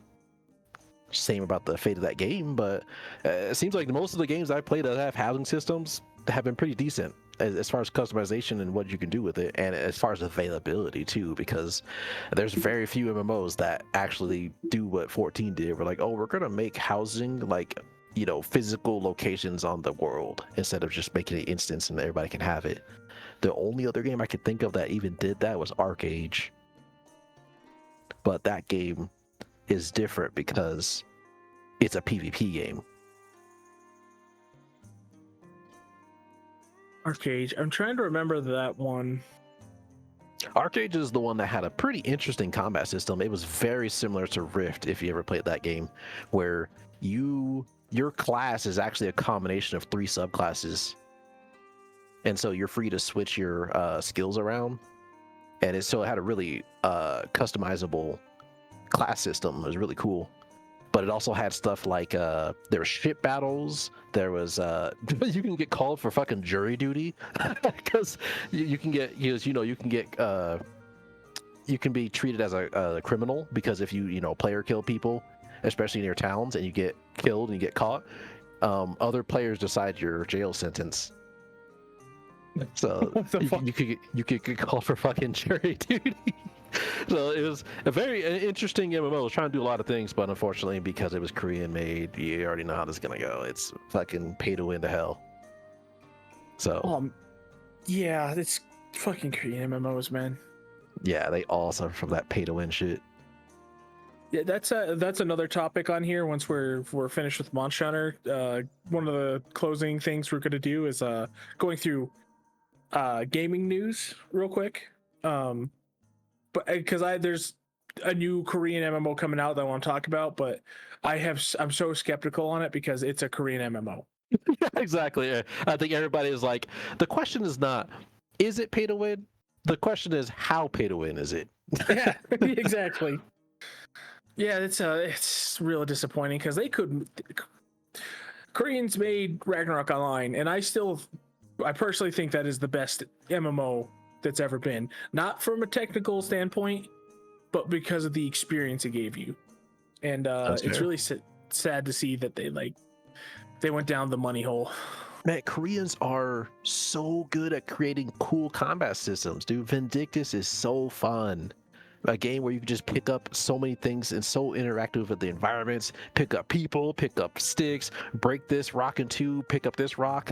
Oh my god, the combat is basically just Monster Hunter when you actually fight something hard, anyways. But man, the end of that game is so bad. It's got that same shitty ass enchantment system where the higher you enchant your weapon, the higher the chance is to break. But they conveniently sell potion or scrolls to prevent your weapon from breaking or to increase your chances of succeeding. And of course, when you get to the end game, all the boats that are, because there's the parties are boats. So all the boats that will actually set people, you need to get your attack rating to a certain level before you actually be able to get into boats, because people don't want to take people who have shitty gear, because the fight will take forever or you won't even get completed. Kind of like how people in 14, they'll put a party finder with an item level rating that's like high, because they don't want people coming in with shitty gear, or at least it'll increase the chances that they'll succeed. But yeah, there's so many Korean games that fall to that fucking enchantment shit with the end game where you're not actually even playing the game. But yeah, Terra has some of the most fun tanking I've ever done in any MMO I've ever played. The fact you have to time your blocks, you got to keep pressure on the monster, because you will lose aggro if you're not keeping threat. If you're not constantly hitting the monster, you're not doing good, you're going to lose aggro and you're going to wipe. But it's so fun. It feels so good to block stuff. It feels good to get all your parries off and your timings off. Oh man. That game, oh my god, the fucking timers. The end game is a mess. But it's just, oh man, that game, it's gone now. But all these Korean games fall in the same traps. Even Black Desert Online is like, that game has incredible customization and combat, but the end game sucks. Pay to win garbage. Dragon's Nest, same thing. I play a lot of these Korean MMOs, if you can already tell. L-Sword. L-Sword's the worst of the bunch.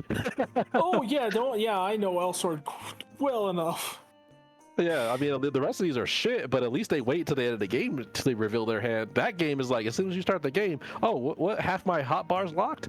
Oh, you gotta pay for that? What? Oh, what's the stamina system? Oh, it's already half gone. Great. So what? You want me to pay for a stamina potion? You want me to pay to play the game? It's a stamina system, and you got to keep paying too. And then to get the end game, you had to wait for the weekly events that happened and get that end game armor. Yeah, so we got real life timers. Yeah. So it's such a shame because they can make good games, but you just get this fucking pay to win shit. It's like, ugh. So it's not really a matter of is it going to be in the game. It's more of how tolerable is it going to be. Yeah, I think you hit the nail on the head there. It's a real shame because even like when it comes to tab targeting MMOs, I still would say Ragnarok is on the higher tier of that. I think that game's combat is very fun because of the things you can do with your skills and abilities, and how you can build your character. So like no matter what kind of genre they make, usually Koreans just kind of knock it out of the park with gameplay. They sure do. I mean, it's just end game. Yes, go ahead. No, that's it. I was just gonna say it's just the end game. The end game is just like you said, is fucking garbage. Yeah, but when it comes to tab targeting, even the tab targeting combat, right? There's a game called Ion. Man, Ion has some of the most like smooth fucking turn-based or not turn-based, tab targeting combat. Oh man, I wished 14 would be like that. It's just smooth, man. The combat feels good in that game. I don't even know what the end game is like because the game is strange. They made it a PvPvE game, so if you want to play the game, you have to PvP, and if you're not good at PvP, guess what? You're not going to get very far in that game. So I didn't get very far in that game, so to speak. But still, for the combat that I played, I was like, dude, this is a tab targeting game, and you guys even managed to make this feel good. Yeah, but, that's where my boy Xenosis Vex came from. He came from Ion, and he praises that game. He should. At least from a combat standpoint. And even the world is fucking cool in that game. How much do you know about Ion? Not a lot. The world is really cool. So like this world has been split in half.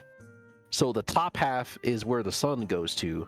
I forgot what I think it's called like Elysia or something like that. Elysia, something like that. And that's where all the humans are. The bottom half of the world, the sun doesn't go there as often. It goes there, but it's kind of weird. It's like in a fog. You don't ever see the sun down there. And that's called Asmodia. So the people on the top are like, they look human. They look elves. And the people on the bottom, they almost kind of look like they have a darker skin. They almost look like dark elves almost. And in the middle of the world is known as the Abyss.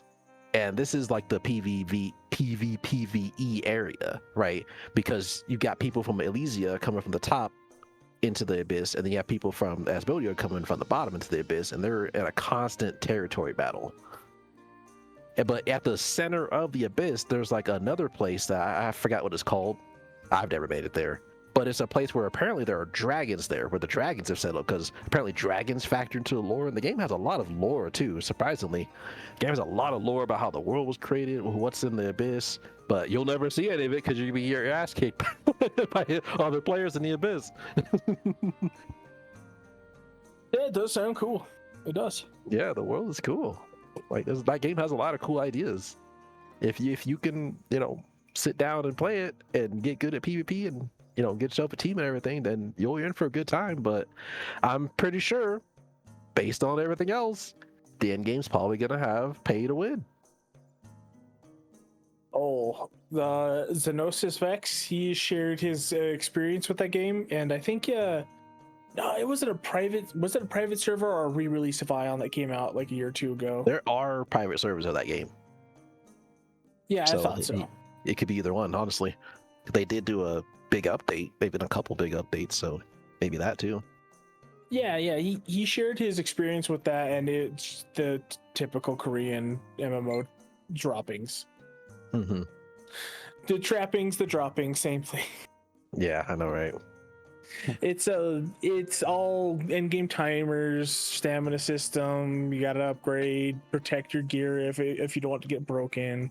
Oh my god, yeah. That stupid enchantment system that plagues every single Korean game.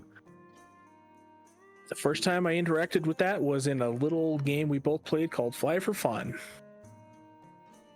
Yeah, I don't know why I played that game. I only played that game because it was my first MMO. Yeah. It wasn't my first. Ragnarok was my first. Well, technically RuneScape is my first MMO, but yeah. Flight was mine because I looked at RuneScape's graphics. I was like, man, that looks awful. I used to be like that back then. Like, man, these graphics look awful. At least I'm a Fly, I'm like, all right, this looks pretty decent. Yeah, well, to be fair, I was that way too, but I didn't have a choice. I was like, it's either I play Phantasy Star Online, or sorry, Phantasy Star Universe on my PlayStation by myself, or I play RuneScape with other people on my shitty computer. Mm-hmm. So, which I will say, RuneScape, I've come back to it the last couple, almost a decade now, here and there. The game's a lot better than I give it credit for. The combat is awful, but the world around it, everything else you can do in that game is phenomenal. So if they can like do something with combat, I think that's a really good MMO. That game surprises me. It has very high player numbers. There's still a lot of people playing that game. Yeah, it's because, well, RuneScape 3 turned into a Korean MMO. It has a bunch of those end game trappings that it's kind of like Elswordy. You got to pay for skills, got to pay for cosmetics. Yeah. When we're bringing up Elsword, that's a uh-oh. That's a red button. Yeah, that's like bringing up 15, like uh-oh. Yeah, that's a problem with it. So that's why 3 didn't take off, is because it got too greedy, and they're kind of starting to get greedy again with old school RuneScape. But yeah, that game is legitimately fun. Like, the crafting is very involved. Exploring is fun. The quests, they're not just fetch quests or kill X monster or X amount of monsters, bring back something. They're like really involved. They have stories with them. Like, one I can remember now was like killing the vampire inside of the manor outside the starting town. That quest is so involved and funny, and so that game is just, it's fun. It's just fun to play. It's not fun to fight, but it's fun to play. That's a shame. Yeah, the combat comes down to you click on someone and then see who dies first. Oh man, it's giving me flashbacks of life. Yeah, that's actually not too far off. It's I guess you could call it a tap targety game, but you just click on someone, and then in the free version, you just swing your weapon, and like it changes depending what weapon you have and what armor you have will change, blah blah blah. You can do magic or ranged or several different forms of combat, but they're all swords. Except for one mace. That's a different weapon. But there's nothing to combat. Then once you get into free mode, they give you a special bar for weapons like your dragon sword, which is just like a really hard-hitting slash that has to charge up, and then potions to give you different stat buffs and stuff. But besides that, its combat's not really involved too much. Mm-hmm. So you can't really expect too much. It's an old game, so yeah, that's why I got excited when I heard they were making 3, because like, still browser based, you can play it on anything really, and it's gonna have a more action-packed combat. Sign me up. That sounds like the perfect MMO to me. But went down that rabbit hole that a lot of modern day MMOs went down and can't get out of. Yep. Read. Yeah. Oh, to get back on top, we got really, really sidetracked here, but that's okay. It's a fun conversation. I wanted to talk more about Wilds and the it's starting to become like an MMO light, I feel. Okay. So they're trying to, yeah, I can see that, especially with all the lobbies and stuff, how the lobbies have increased in player capacity size by quite a bit. I could definitely see that. I think they're more aiming towards, I guess MMO Light is a good place to say it. There's not really a good definition right now for these types of games, but these are like Warframe, even PSO2 with the, base PSO2, not the NGS, but a lot of these games that they're like lobby based, they're starting to lean more into the social aspects of the game when they didn't really used to before. So yeah, I can see that. The real reason I bring that up is because, like, I think about it, and like, Monster Hunter has always been a game about being with other people. and they're going more and more into that, which I think is the right choice. I do think that they fucked up though with the whole you got to invite someone to your party and then your environmental link and then you're in the same world, but they're getting there. It's weird. It seems to be Japanese games that struggle with the online thing, and I guess that's because, you know, in Japan they don't really, as far from what I know, that a lot of them play like, you know, handheld devices, and they're used to being in the same room as whoever they want to play with, so they don't really look at online stuff as often. So it's kind of funny to see how many of these Japanese games they have a problem with getting online very easy. Like, I can think of a lot of Western games where you can just, as soon as you're at the title screen, you can start playing with your friends immediately. You know, like Baldur's Gate is one of them. Borderlands is like that, where you're just immediately in the game and you're in the game forever with your friends together. But then you get into like Elden Ring, where it's like, oh my God, so many layers you have to jump through just to get playing with your friends. Xenoblade Chronicles X was like that too, to bring up something that was brought up in this discussion already. Because I remember we had to figure out, like, how the hell do we even play together? Come to find out, it was, you know, not as in depth as we thought it was. I mean, even Chronicles like that too. It's just, it seems to be Japanese games just seem to have a hard time with just letting you play with your friends. So, but yeah, like you said, they're getting there. We used to just not have online at all. When you think back to Ad Hoc Party days, because Ad Hoc Party was provided by Sony, so that wasn't Capcom or Mosh Hunter. That was Sony that did that. So I guess at first Mosh Hunter had servers. Mosh Hunter 1 had servers on the PS2, if you could figure that mess out. We never got Mosh Hunter 2, but Try had online. It was laggy as fuck and it sucked, but it worked. And then the Mosh Hunter 4, I don't think 4 had, I'm pretty sure 4 had online. I'm trying to think. Yeah, we all played it together. Yeah. So yeah.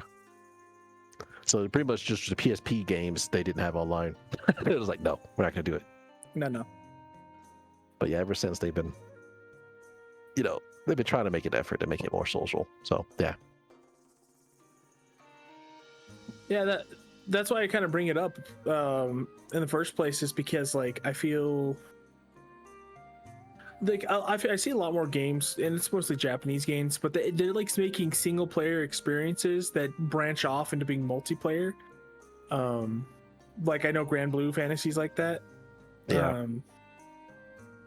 And there's a couple other games I don't know them off the top of my head, but I just see a big shift to that. I know the Sword Art Online games are like that too. You got to play a decent amount of the single player before you can hop online. But yeah, off the top of my head, I can't really think of anything else either besides Grand Blue. Yeah, that's the one that sticks out in my head. But I know there's a lot of games that are trying to go for the MMO light experience like 14 does, where it's mainly a single player game that you unlock multiplayer with once you get to end game, you know. And I do think it started with Xenoblade Chronicles X was like the earliest instance I can think of. Maybe Dragon's Dogma, because funny enough, Dragon's Dogma and Xenoblade Chronicles X have very similar multiplayers, where you can make a character and then that can be synced up online and shared with other people. And that's the most multiplayer you're gonna get for the most part. In X, it's a little more in depth. You're in a 32 player lobby. You can talk to people and like do objectives around the world that the progress is shared, but you don't actually see them. Which unlocks missions to do, which by the way, side note, it is much better in Definitive Edition. There's always missions available all the time to do, so you can always play with people and do 4-player missions as much as you want. No more completing it and it's gone. So it's better. But like I think this is the future of MMOs now. The open world experience is kind of dying off for the most part, and it's turning into more of a lobby based like system. Like you are going to get a party of like 4 people. Like you can have a big gathering area where you talk to people, but you're gonna grab a small group of people to go into content with. And because Blue Protocol that did that too. It switched from being completely open world to being an instance-based game where you will sink into dungeons with a party. And I think Monster Hunter is starting to go down this kind of route where you're in a big hub world with people and there's some like single player you got to go through. But once you learn like the basics, you're in there. So like Monster Hunter's starting to turn into an MMO. And I think that kind of started when they started, I think in my opinion, I think it started when they did collabs with Final Fantasy 14. Yeah. Okay. I would say it's even earlier than that. I think just the fact that world exists, that we moved from, you know, having only 4-player lobbies to having 16-player lobbies. I think that was the very start of it all. But they just didn't know what they were doing. That's why you had that empty gathering hall up there. Yeah, why the fuck would I go into the gathering hall when I can just literally go over to the quest board anywhere else in town, right next to the blacksmith? Yeah. They kind of addressed it in Iceborne because, you know, the biggest complaint with there's two biggest complaints with the gathering hall. Number one is the fucking load time. Oh fuck. And number two was you can't do anything. There's no blacksmith. You can't do anything at guild hall. So it's like, why would I go up there? I said earlier that I did 2,000 to 2.5 like hours, 2.5k hours in World and Iceborne combined, but really it's probably shaved off 700. Like, I think 700 hours is load times. The load times, dude. That PS4 was struggling bad. Oh, mine turned into a fucking jet engine. Yeah, I heard about all the PS4 Pros that were failing.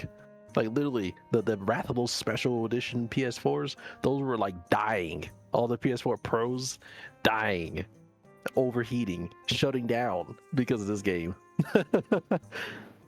Monster Hunter, too much for me. Yeah, that's insane. But yeah, I agree. I think that's a pretty cool direction the game's gonna go in.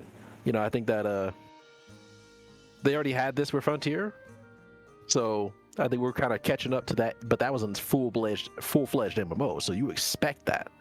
But now with the newer games, you're getting a very similar experience to Frontier, but we're not quite there yet.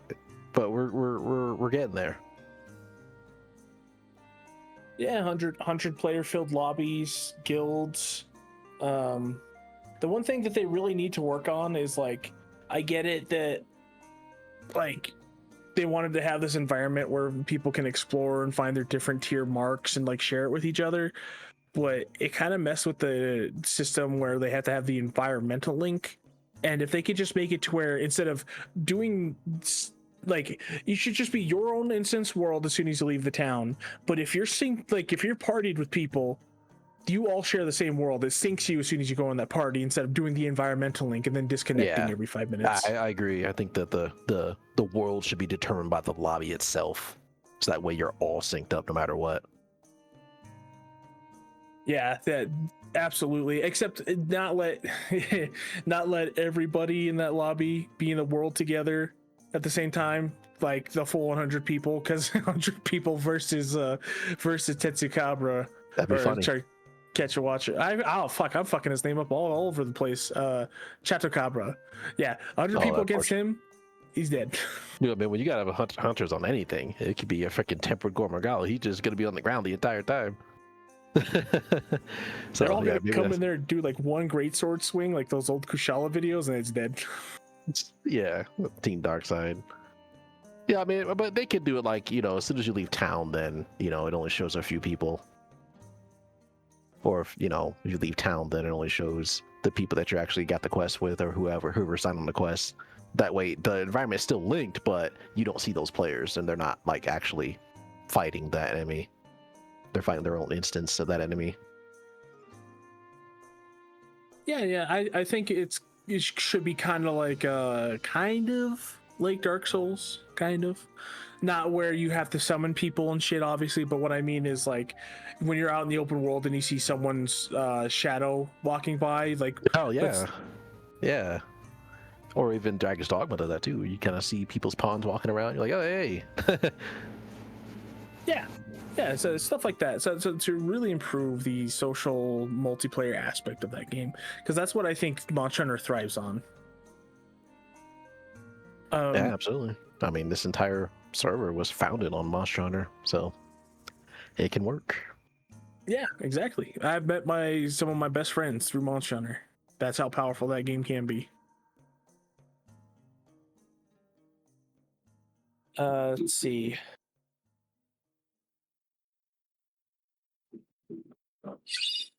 Sorry, that was me. Oh, oh man, I lost my train of thought. What I was going to say about Was it in regards freaking to Wilds?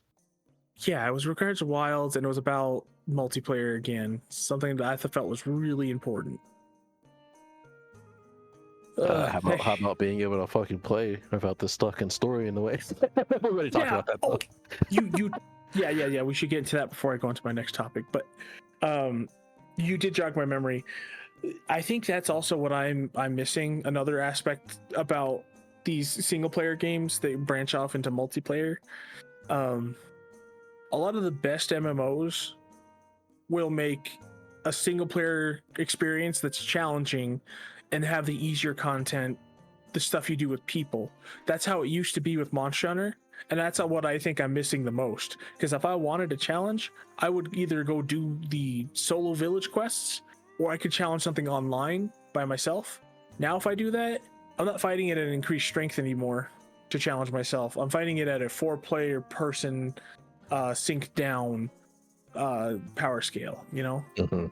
And I think I don't want to fight against a 4 times HP Fatalis or anything, but I do think like having that single player experience, the story experience, I do think that should either be completely with friends and no, oh, there's a new monster, you have to go find it by yourself and then party with other people. It should be completely with your friends, like for you, where you all are in the same cutscene together. Or they should leave it to where it was a single player only challenge experience and lean into that more. Maybe not add the story to that portion of the game, but have like a single player challenge for you to do for people who are thinking that the game's too easy. That is interesting because that is something that was definitely lost when they made it so that you could, well, basically when they made the move to combine the story with the online play, because now there's no separation between guild quest and story. It's just all, it's just all synced to whoever you have. Which for the future of the series, I think that's definitely a good move to make. But yeah, again, it wasn't without its casualties. And it is the casualty is for sure people who are looking to challenge themselves, because you could solo, you even all the way back as far as Unite, you could solo all those G rank quests. There was enough time. If you had the skill and the patience and the time and dedication, you could do it. You could even solo White Fatalist, but would you want to? No. But you No. could do it. But that option just does not exist in newer games. So yeah, I do agree. There's something there missing there. If for people who want to challenge themselves, that aspect's missing. And as far as Rise goes, I mean, I guess you could say the guild quest system was kind of like your challenge, I guess, but it's not really the same. Yeah, not really. I have my 2 sets of like fond memories with this game series are, one, playing with my friends and like going through For You, because I think For You has the best story. I think it's not a good story, but it's fun, it's exciting, you're being chased by Gore Magala. It's a fun story. I that stuff I'll always remember, and like seeing my friends in the cutscenes and stuff, all that. I love all that. I love Monster Hunter for that. But the other thing that I will always remember is when I got to the end of Freebie Knight's village quests and I had to fight the 2 Rajangs that were above G rank level, or when I had to fight the Devil Joe and the Nargacuga Tiger X mix in Portable Third. Those quests, they were grueling, they were challenging, they took me weeks, if not months, to finally beat, but eventually I would overcome them, and I'd have a sense of accomplishment. I'd have the rainbow pigment armor. If you saw someone with that online, that person knew their shit. And like, that's what I'm missing. I think that's really it. It's kind of like a Savage or Ultimate Rating in 14. it's that little niche that I think is missing from the series, where people who want to challenge themselves don't have an outlet to do so without taking out gameplay to accomplish that. Mm-hmm. Yeah, that's a fair complaint for sure. I don't even know how they would address that, honestly. I guess they could bring some DLC quests where you can't take other hunters on and has unique rewards for it, but it's like super hard. Like that could be a future direction to go with Arc Tempered, where if you see somebody who have a certain armor or certain decoration, you're like, oh shit, that guy knows what he's doing. So that's something that could be done in the future. But I think this is one of those things where they kind of weighed their options and they're thinking, how many people are going to not buy the game just because they can't do that? And they probably just waited out and said, maybe our resources are better spent elsewhere. I think you're exactly right on that. I think that they weighed the development agency there was how much money can we make from this? Essentially, yeah. That and also like how many people are really going to experience and enjoy this. But I do think there's like a middle ground here that they can meet where like instead of making a full offline mode that has single player scaled things and then the multiplayer like they used to between village and hub quests, why not make a series of challenges, like one per rank, one or two per hunter rank, that you beat, and at the end, and they're a little more challenging than normal, but at the end of that,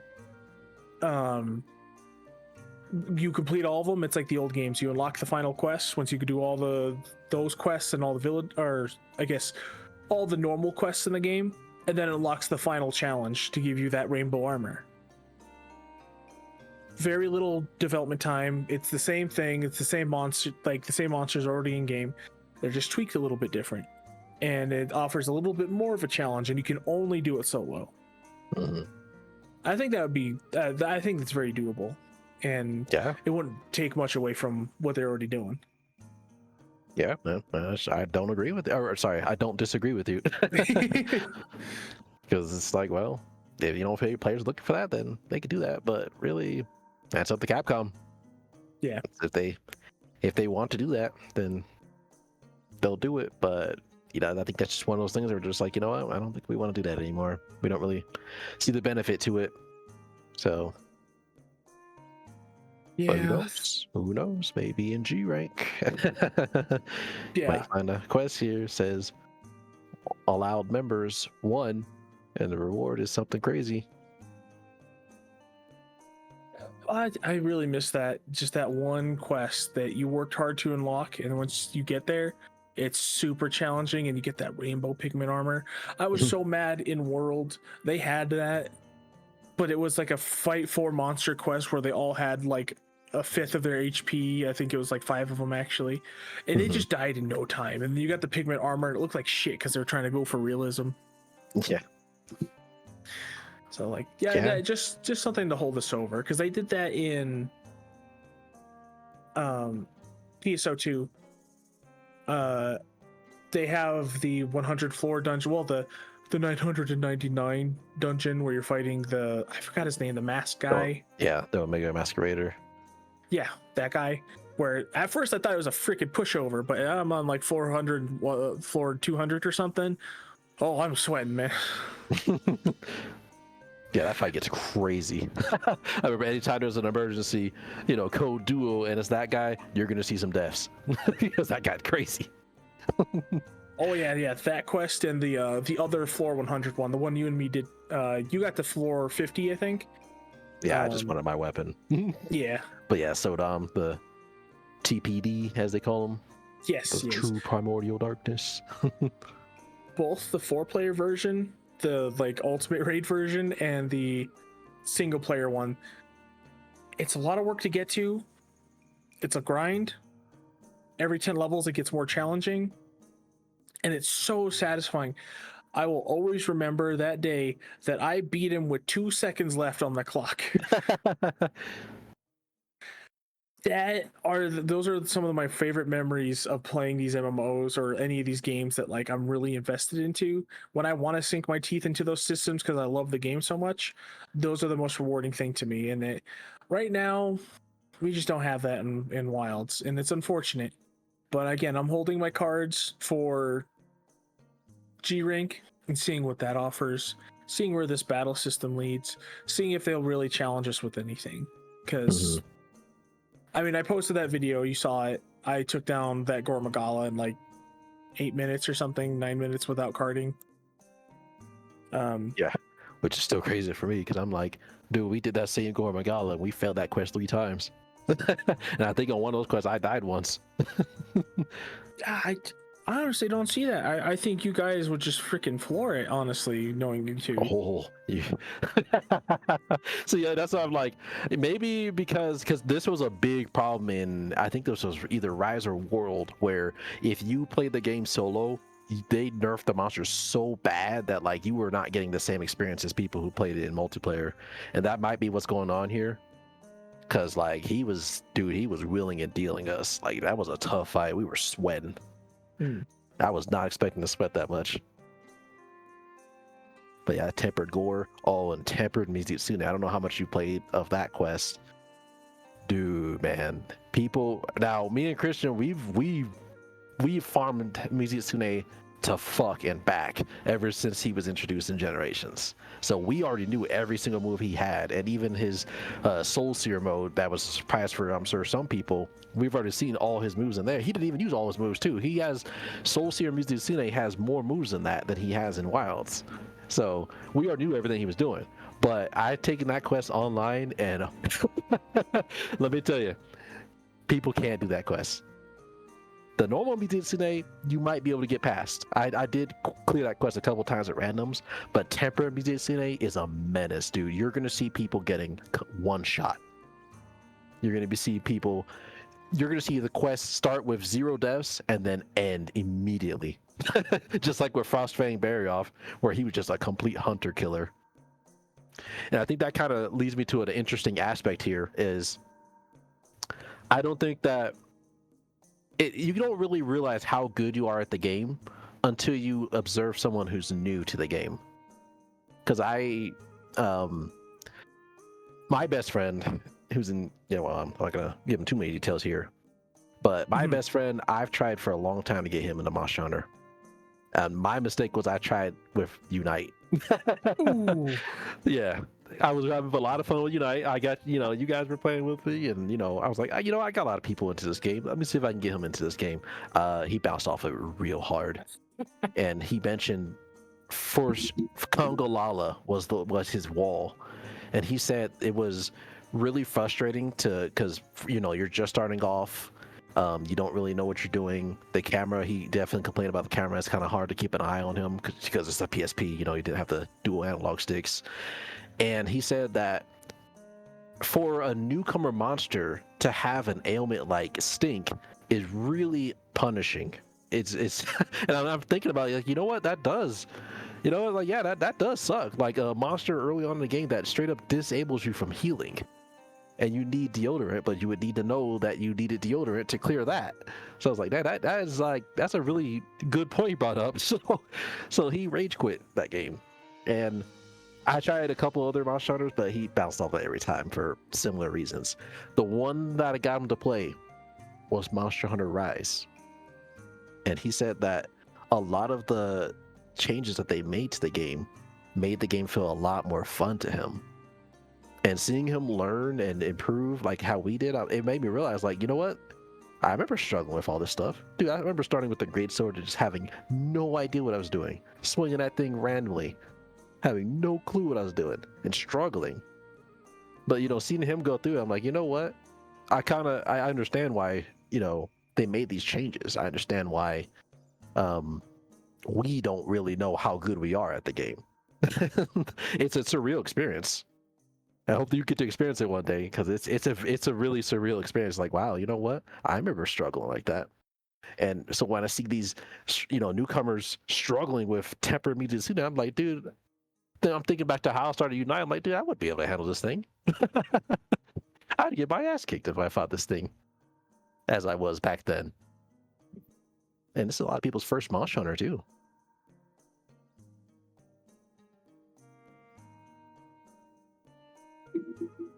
Yeah, I actually had that with JoJo, my girlfriend. She started playing Wilds a little bit, and I saw that. I saw that slow slow progression to learning all those skills. Yeah, because it was more accessible. No, I didn't try to get into World. Who was it? That wasn't your brother? Well, it was my brother too. But he was like, yeah, he's an exception. Yeah. He's like crazy. He's like crazy with games, man. But it was my ex. I'm not gonna name drop her or anything, but my ex before Jocelyn back in 2015, I tried to get her into the 4U series. Oh no, what was it? Generations. It was one or the other. I don't remember. If it wasn't Generations, that's a rough one for a new. Ooh. If there's two of the worst Monster Hunters I could think to invite somebody on, it would be Unite, Generations, and probably Frontier. Those are, yeah. Yeah, that's a trifecta of don't involve new players with this. Yeah. Very newcomer friendly. Yeah, it's I think that's what it was. It was Generations, and I tried to get her into it, and she just was having the worst time. She bought it just to play with me, and I think she sold her 3DS like a week later. Damn. Her whole 3DS. At least my friend kept his PSP. Damn.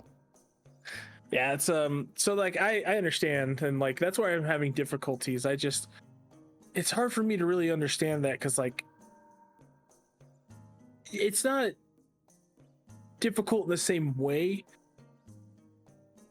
It's like it's more reactive than ever before. It's less about the prep work, it's less about your choices. It's just about how well can you react to the monster now, and to get that kind of gameplay towards easier for newcomers.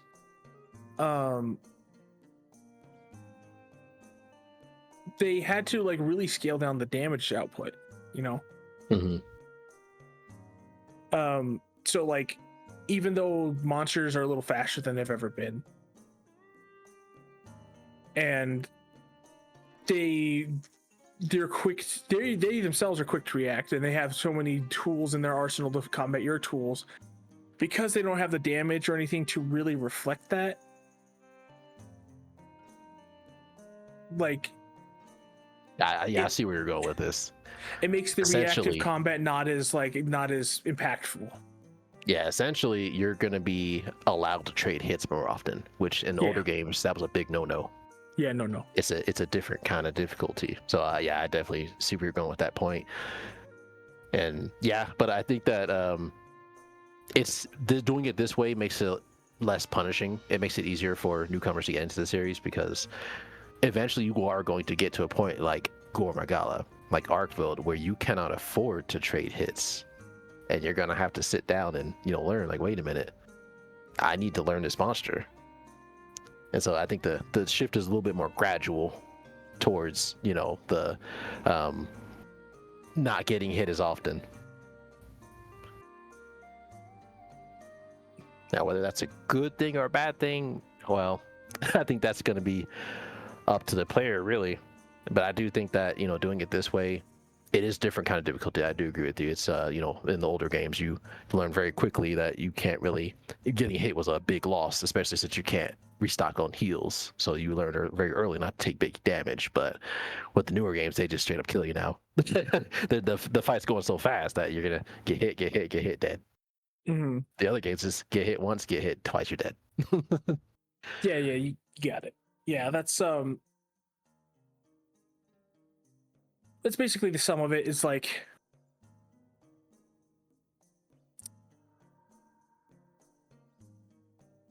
the older games were slower and more methodical, to where every choice you made had an impact. And like, there's some things that they do in Wilds I really agree with, like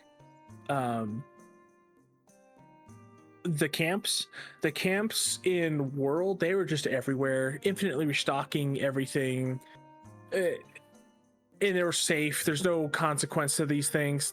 Really dumb idea.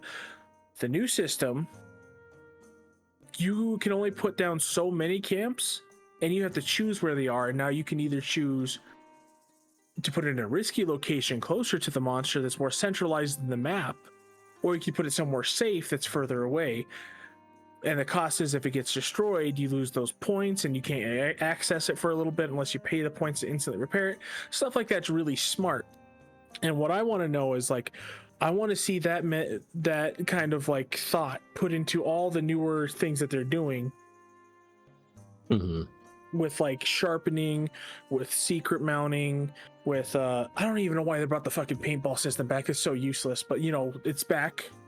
I think with the paintball system, I think you're seeing a lot of evidence of like them trying to bridge that gap between older players. Like they recognize that older players are missing, you know, these things that you're talking about, and they're trying to, you know, figure out how to break these newer, bring these older mechanics to a newer generation. They just quite haven't figured it out. Yeah, I think they're getting there for sure, because like the camp system is way better. I hated it in World. I like it now. I like the camp system. I think that you should have limited, once you start a mission, you should have a limited amount of restocks for like healing potions. Yeah, I do agree with that as well. Yeah, that would get them away from the pitfall of having to design one-shot kills. So I definitely highly agree. I think that when G rank comes out, I think they should say, all right, you can only, you know, restock a certain amount of times when it comes to healing items. Everything else, whatever. But healing items, no, you can only restock like 3 times or whatever. Yeah, like you have basically a voucher. You can go to your tent and restock your healing items like 3 times max, or maybe 2. And I would say the same thing for equipment. Like, you could change your equipment on the fly. You could change your weapon, but you can't you can only change sets. You can't like change it manually. Oh yeah, customize and change decorations and everything. Yeah, you can only do that outside of hunt, but once you're in it, you're committed. So like there are things like I see that they could do that could really improve this experience and really take these older aspects and modernize them for this new audience while keeping old hunters happy. The one thing I don't agree with, and I know you like it, but just like bam, the monster's right there, right from the start. Like, I want it to be like that eventually, but I think like they were getting close with World. I didn't like how much you had to fucking gather tracks and all that, but it was a good start of a system. You know, I think that if they made it less grindy, and then eventually once you got it, you just knew where the monster was immediately, that's fine. Give us a little bit of that hunting aspect, and then the monster's there like it is now, permanently on the map. You just know where it is. You don't have to pick up a track, it's just there. Just modernizing and not forgetting the reason why these things are in the game in the first place, to bring in a new audience, to keep the old audience happy. I think that I don't think they were neglectful on these things. I think they're just trying new things. They're trying to improve their game series. I think that they're on the right track to something really great. I just don't think it's quite there yet. But it's certainly getting there. It's the multiplayer aspect is probably better than it's ever been. It's still janky with the environmental link stuff, but you know, because that's all I ever wanted. That's what I thought Xenoblade Chronicles X would be when we picked it up 10 years ago, that we would be traveling with our 3 friends, 4 total, and we would be traveling the open world together. No, not quite. But if they can nail that, and they can get these systems, make them more involved, give a little bit more aspects to, or sorry, a little more weight to the aspects of like hunt preparation, your choices that you make, your agency. I think that this could be the best monster hunter when G-Rank comes out, or at least be the stepping stone into the best monster hunter. Yeah, definitely some interesting points there. I think that, in particular, when it comes to finding the monster, this has been an interesting issue to discuss because no one's agreeing on it. What I've seen is there are a lot of people who want the hunt back, right? They want to be searching for the monster, right? They want the hunt of the monster to return. There's some people like you who are in the middle who are like, we want some of it to return, but not, it shouldn't be like, spending 10 minutes looking for Rathalos. And paintball on them. Yeah, exactly. And the paintball wearing off and shit like that. You spend more time finding the monster than actually fighting the monster. And then there's people like me who just want to just fight the monster. So, and I don't really know if there is a middle ground to be achieved here, to be honest, because I think the closest they got was with World. So I don't really know if there is anything they can do to make everyone happy. And at the end of the day, I think they just decided, you know what, fuck it, we're not going to be able to make everyone happy. And so that's why the monster just appears now, because they're just like, well, what do we do? Because no matter what we do, somebody's going to be disappointed with it. It just kind of reminds you that making games is hard, and that oftentimes there's no clear-cut answer. A lot of times you need to either choose or you need to come up with ingenious solutions, and to come up with ingenious solutions, you need to be a genius. So Yeah. There's not a lot of those in the world. Well, I'm sorry, but you're talking to one right now, and I got a solution for you. Okay, now hear me out. See, what you gotta do is Exactly. I'm gonna lay it on the table for you right now. This is the solution. I actually think this is a pretty good idea. So maybe you know where the monster is at all times from the get-go, but you can still look for its tracks and pick up its tracks, not only to get some loot, but maybe your field guide that tells you its weak points and everything is blank at first, and as you fight it and as you pick up these tracks, it levels that up over time to give you more detailed information, and you eventually get bonuses to drops or pickups or something like that, or maybe not a damage bonus because then that would be mandatory, but just like something passive that does improve the game, that keeps that same kind of feeling in the game while still having the monster visible at all times. Okay, so it's kind of like a mixture of what they're doing now with World. Yeah. If you fight the monster for the first time, it doesn't fill in the entire encyclopedia for it. You don't know what it drops. You don't know the weak points. You know some information, but then when you fight it a few more times, then it fills in more and more.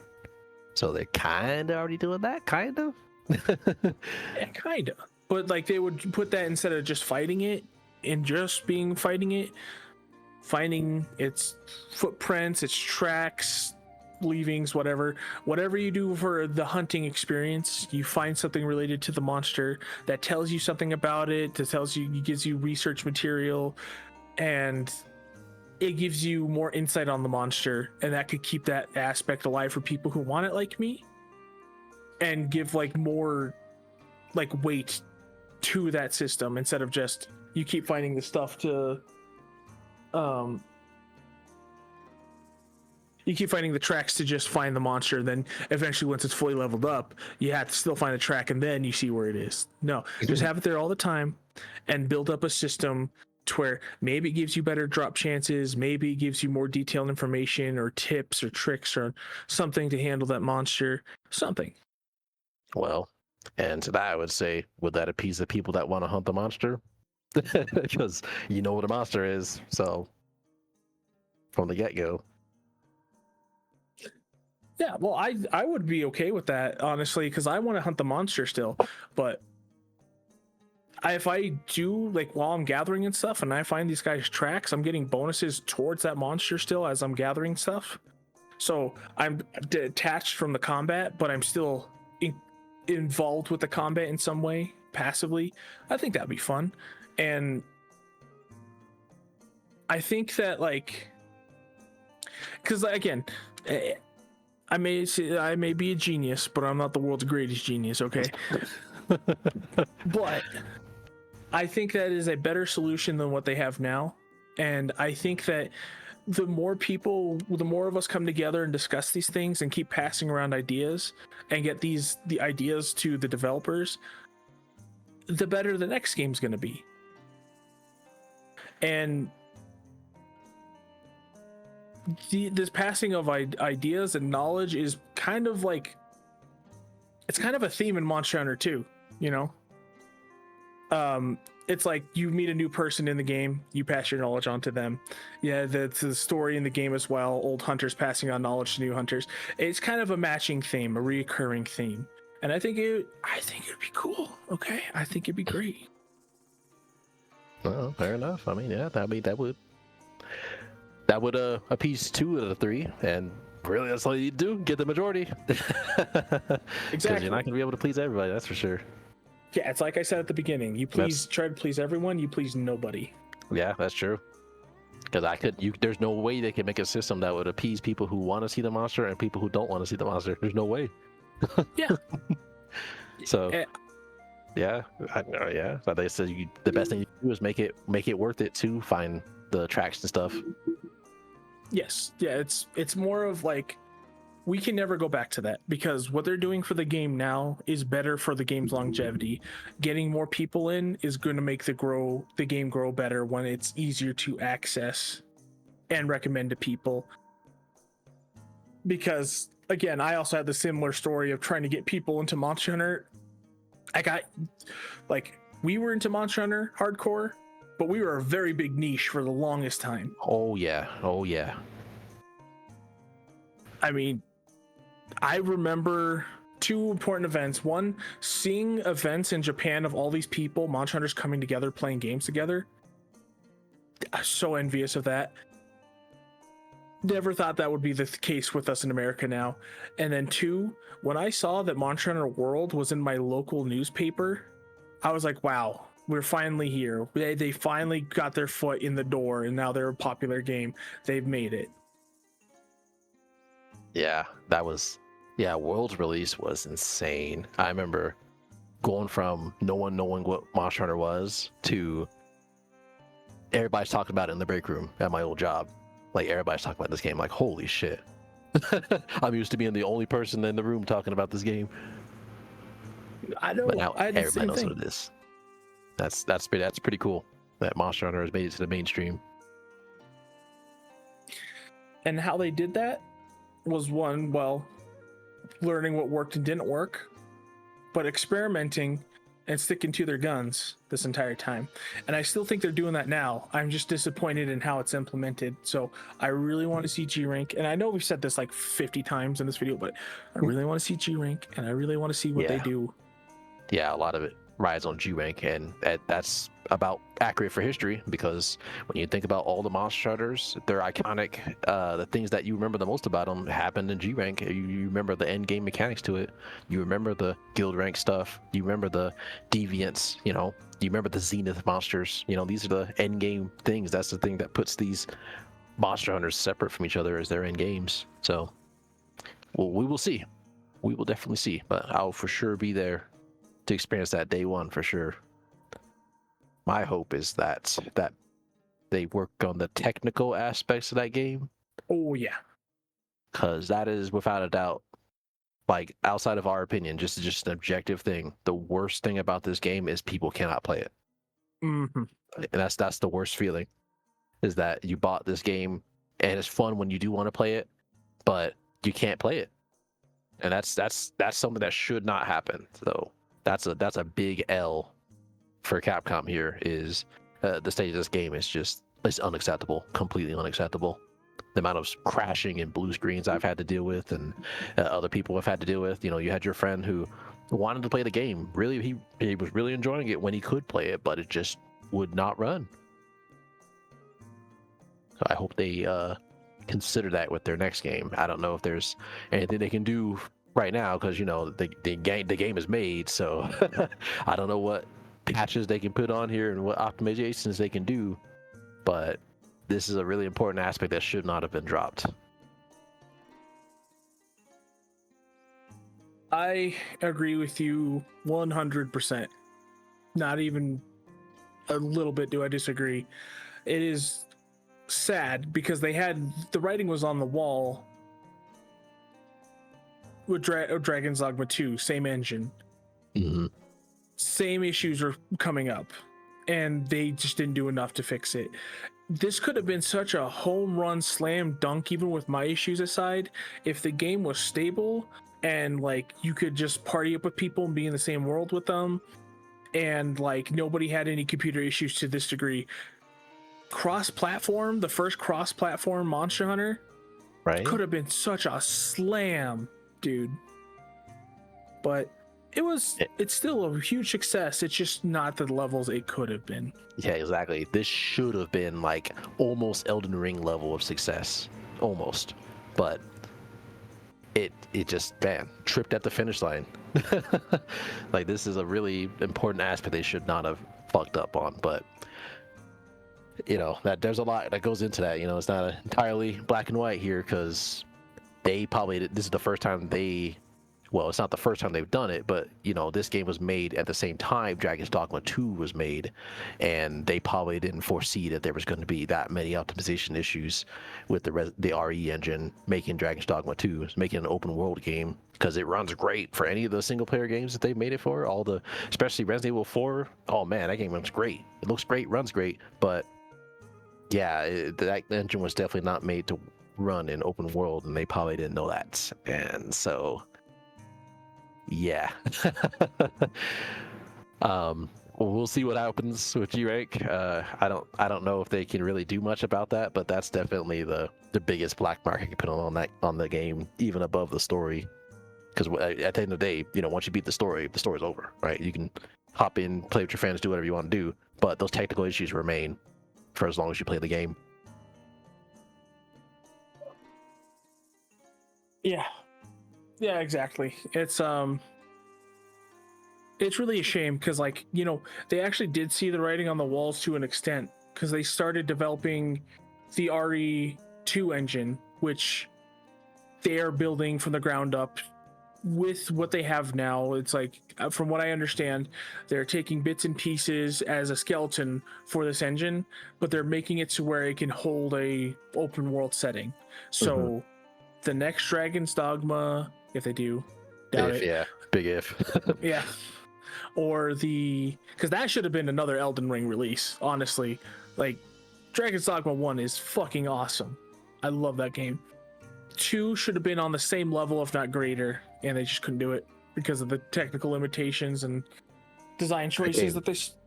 Yeah, design. I was about to say, the design choices, I think, were more important than the technical issues in that game. Yeah, I know. It should have been there, but it wasn't quite there. And I do think that the RE engine, then causing them development issues with that game, was part of the reason for that. But with this Monster Hunter, it's, man, it feels like it's held together with duct tape at sometimes. It does. Yeah, I agree with you there. I see a one, like, well, I don't. They said they were building it in a way to where it's kind of like Unreal, where they could plug RE games into RE2. So maybe when we see that G-Rank expansion, it's made with this new engine, but I doubt it. I think it's going to be used for the next Monster Hunter game. And when that one comes out, I think we're going to get what we want. But again, when was that? 2018 World came out, and we got this in 2025. It's going to be 32. We're going to be over 40 at that point. Yeah, I mean, that's a while. It just kind of makes you wonder what the B team's doing, though. So I don't know if they're also on RE engine, but it's possible they could have already been working on, as soon as they saw Dragon's Dogma 2, they already put that ball rolling for the RE2 engine, and then maybe the next Monster Hunter from the B team will be the one that uses that engine, or they were smart and just like, you know what, let's just go to a different engine for now, like Unreal or something. So I hopefully we'll see what happens with the B team, because we know they're working on the game. They always do, you know, A team and then B team, you know, new flagship and then new spinoff. Yeah, and the B teams make some of my favorite stuff. Like Valstrax is fucking great, dude. My Avatar, made by the B team. Yeah, Yeah, Gassaron. The Goss Boss, the best monster they've ever made. I bet he's a little too goofy for the A team though, which is fair. Yeah. It's fair. Yeah, I didn't fight him much because I just couldn't get into Sunbreak, but that Ice Wolf was pretty cool. Oh, Lunagaron. Yeah, he was pretty awesome, but like again, it turns into a literal werewolf, so that's maybe a little too goof. I know, right? But he's cool. Yeah, he's fucking awesome. I love that guy. He's like Wolverine on ice. Oh man, I was playing with that game with Christian and Justin. You can imagine how many times we farmed Lunagaron. I know everything about that monster. Oh, Dude, by the time we were done farming him, he was just on the ground the entire time. Because we just, oh, no, what you're doing. Block this, block that. I surrender. Just take my parts. Yeah, I know. There's always that one monster you're like, oh no, we're going to have to farm this to hell and back. If it's not Gormagala, it's something else. It's either wolf related or dragon related or both. Yeah. I guess with Rice's thing, it was the vampire of Malzeno. Oh yeah, yeah. Yeah, you know, after how many times we fought that guy, we were still getting smoked. He's just tough, man. Those fucking teleports, they every time he teleports, you're like, oh, you're clenched the entire fight. Stop being Dracula, please. Yep. Yeah, that guy. I don't know why Sunbreak seems like it'd be a fucking no-brainer for me, man. But I just couldn't get into it. Like vampire castle aesthetic, more European armor, like crazy new combat editions and everything. If I recall correctly, I think you were having an issue of the game felt too fast, and that's very fair to have. That's a very fair complaint. I do feel like the game did go a little too fast at times because of the wire bug. Oh yeah, the wire bug, the recovery options, and like just your amount of speed you can have in that game. Yeah. I remember fighting I fought him like maybe twice, but Amatsu was fucking crazy. That is a crazy fight, yeah. I only fought him once, but I'm like the second part of that fight where you're floating, I'm like, what the fuck is going on? It's like Miyako all over again. It's awesome, but I'm like, I don't know what the fuck's going on. I know. I couldn't keep up with that fight, and I kept dying because like, what do I do? Where do we go? Yeah, you're still surprised. You're like, well, I didn't expect this to happen. No, but that was good fun. Yeah, that's a very fair complaint to have because that game did feel too fast at times too, and it really comes to a boiling point once you hit the primordial Malzeno, because that guy is really fast. Like I felt like I was fighting like some end game frontier monster. How fast he is. Eventually, I will get to frontier. Eventually, my friend. Well, if you do, you'll fight some of the hardest fights in the entire series history. With second gen gameplay. Not quite. But it's by the time you get extreme style unlocked, it's its own game. You won't feel like you're playing second gen anymore. Being able to sprint with your weapon is huge. It took me and Christian a long time to stop trying to do that. When we were playing Wilds, we're like, oh shit, keep trying to sprint. It just feels so natural. Once you get used to it, you just like, you're swinging your weapon, then dash. Especially for longsword, man. Longsword felt so good because you can do this attack where it's anime as shit. You just drag your sword on the ground and it generates a bunch of sparks, and then you can hold it down and charge it like a great sword and then, while you're running, right? And then you let it go and it goes shink. Yeah, I know. So good to do. Especially all the anime shit fucking counters. You can parry and then teleport slash. Shit was anime as fuck. But it was hard as hell to play that class. That's why I never played it. I've seen a lot of the videos. I've seen a lot of the laser beams. Laser beams. Oh man, Switch Axe. Switch Axe F specifically, because there's a reason why they call it Switch Axe F. Because Switch Axe Frontier, it plays way differently than the normal Switch Axe. But yeah, that lightsaber mode is so cool. But I'm not skilled enough to do that, so I didn't play it as much as I should have. I only played it on monsters I knew how to fight. But it was so sick if you could pull all those counters off and shit. Lightsaber, you say? Yeah, lightsaber sword. And if you're good at parrying, you can keep the lightsaber the entire time. It's not like you got a taste of it with the charge blade and Generations, that little shink, that little upswing attack. That's just a little sneak peek. with the switch axe F in extreme style, your switch axe literally becoming a lightsaber.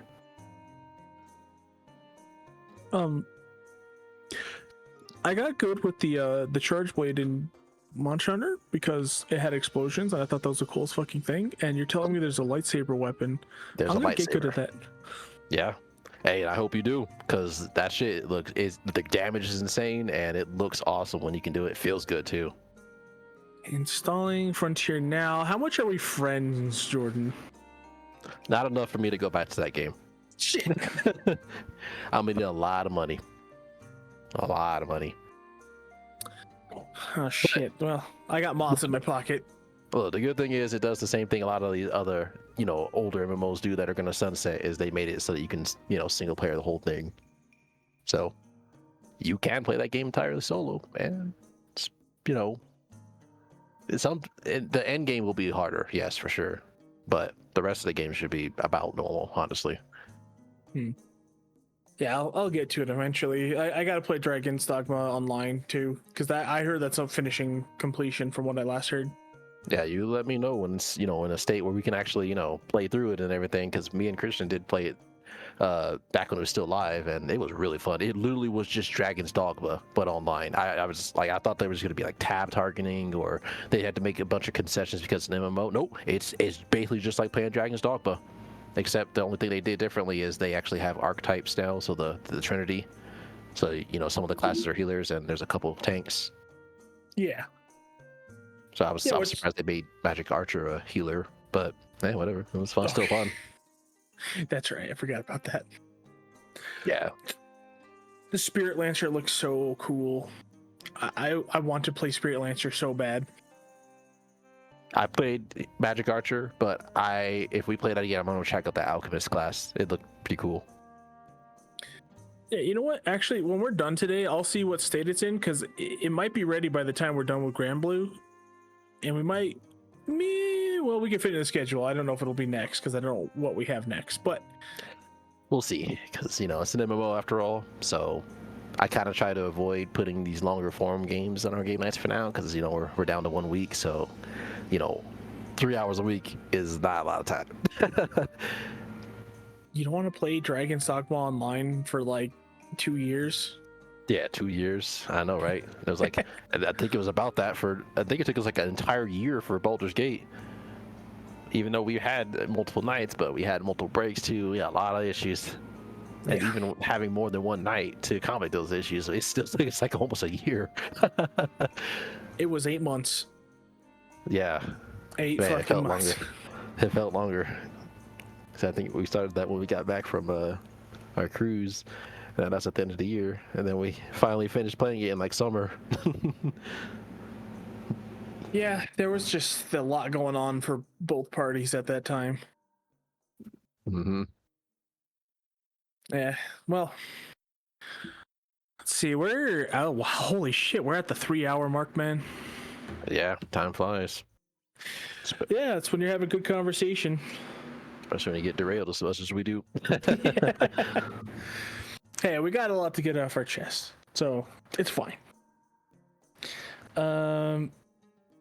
Well, we pretty thoroughly combed through Wilds, I believe, in the general sense. Maybe not so much in depth, but that's always a conversation in the future. But I really wanted to talk about Wilds with someone that I can have a respectful conversation with, and not someone who's gonna be on one side of the camp or the other, because usually in this situation I'm in between, man. I want the game to be better and I want to like it, but I'm gonna call it as bullshit. I'm not just gonna blindly like something or blindly hate something. Yeah, so and like we discussed, like a lot of the discussion around this game is us versus them kind of thing, and it's been like that since World, honestly. It's kind of a shame. Yeah, it is. Like, base World, besides its aesthetic choices with realism, it was my favorite Monster Hunter. Period. Not because of the story, it's just the gameplay and all the improvements they made were phenomenal. Iceborne ruined that with the Clutch Claw. Oh my god, yeah. Oof. That's a discussion for sure. Oh yeah, Iceborne could have its own section in this podcast. yeah. Maybe we'll go to Iceborne, bring on like Christian, get their opinion on it. Yep. She was there. Yeah, because like that single-handedly killed Iceborne for me. Though I love the weapon designs, I fucking hate the guiding lands. But Yeah, I love the weapon designs. I'm glad they fixed the weapons. Yeah, I'm like, all right, cool. We're getting away from take this iron fucking basic ass katana, throw some feathers on it, and call it a day. Yeah, that made me so mad. Like, fuck, dude. Like, Agenath was the coolest, had the coolest weapons in base world because it was the only one that had like unique designs. I feel. I know, right?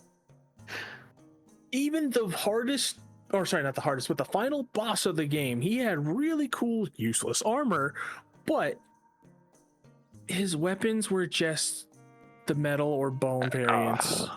I know. A bone with some little white feathers or whatever, the skin. Yeah, whatever is on flailing there. skin. That was just so disappointing.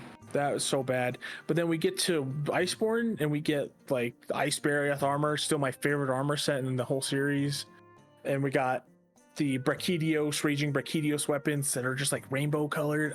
I love those weapons. Got rid of the chicken legs.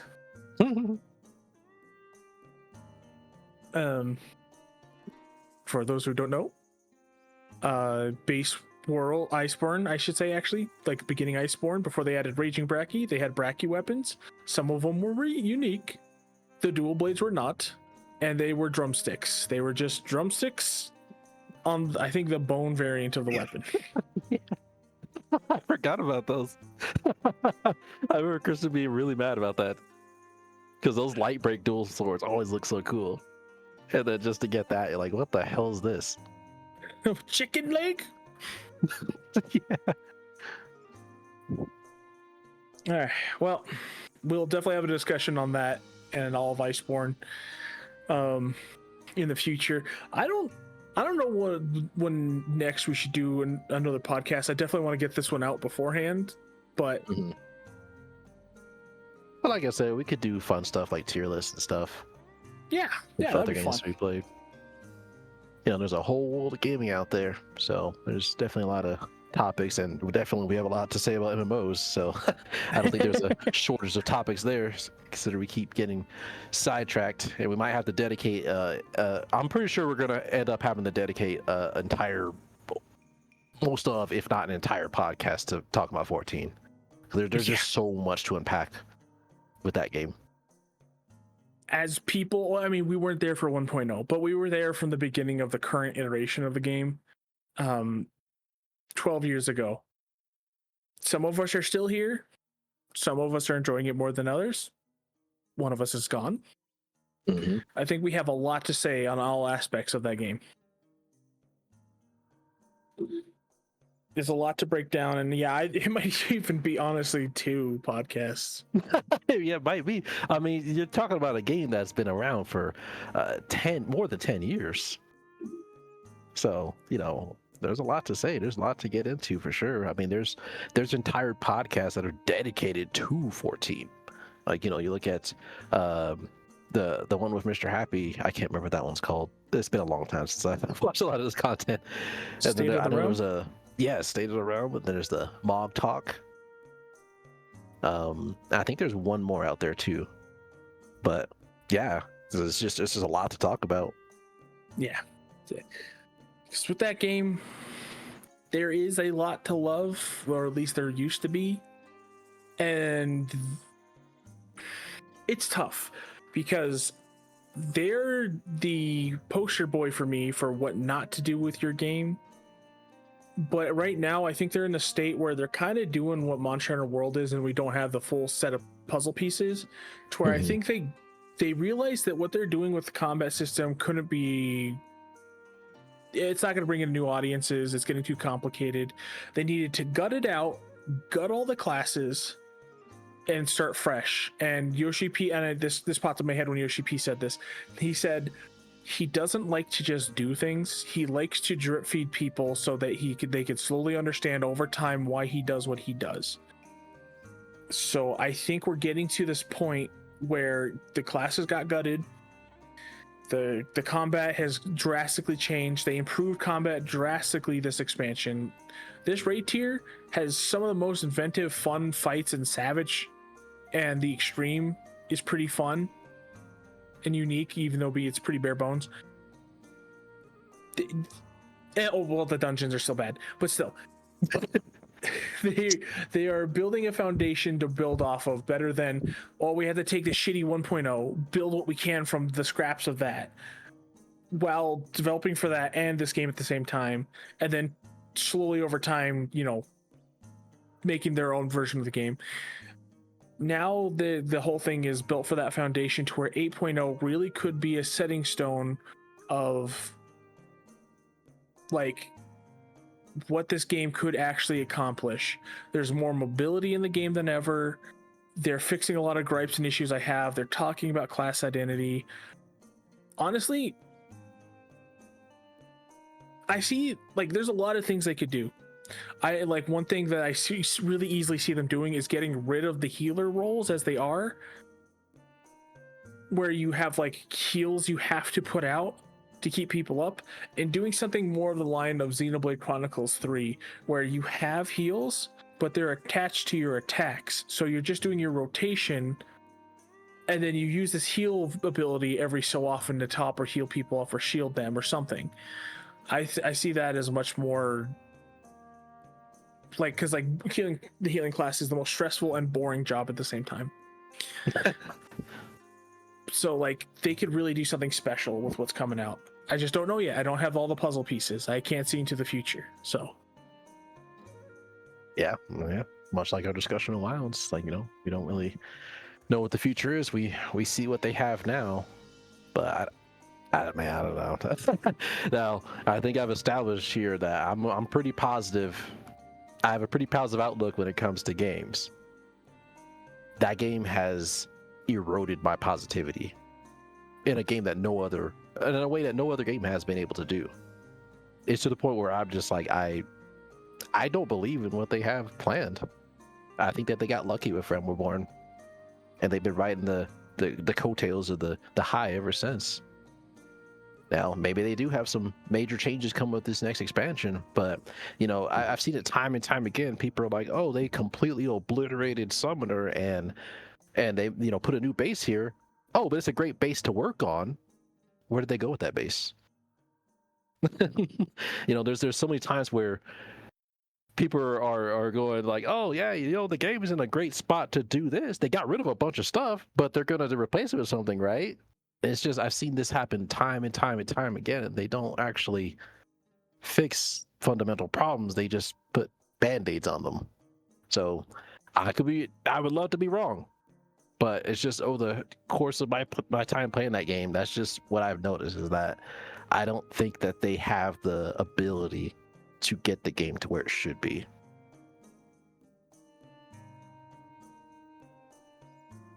I mostly agree with you, and it's because like I think that they are very technically incompetent, and I think they take forever to make any real meaningful changes to the game. But with that comment from Yoshi P and the things I've seen in this expansion, I really see what they're going for, like what they can do. Not what they're going for, but just what they can do, what the potential it has is.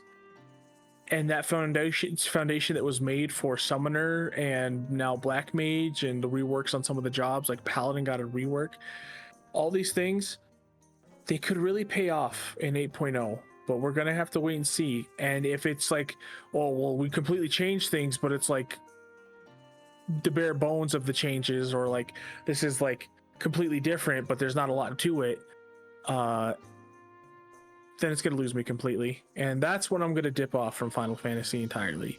I'm on the edge here because I know you've never done Savage raiding and stuff, but like the accomplishment of coordinating with 8 people and overcoming a challenge like that, like playing in a band and making beautiful music together, is like one of the biggest kind of highs you can ever have. It's like when you go into Monster Hunter and you overcome like Fatalis or any of the endgame monsters with your 4 friends. Not Elatrion because he's a piece of shit, but it's just something like that. Just like overcoming an insurmountable challenge with your friends in unison and working to get to that point is something you don't get in a lot of other games. And 14 is one of the only games I've ever felt that in.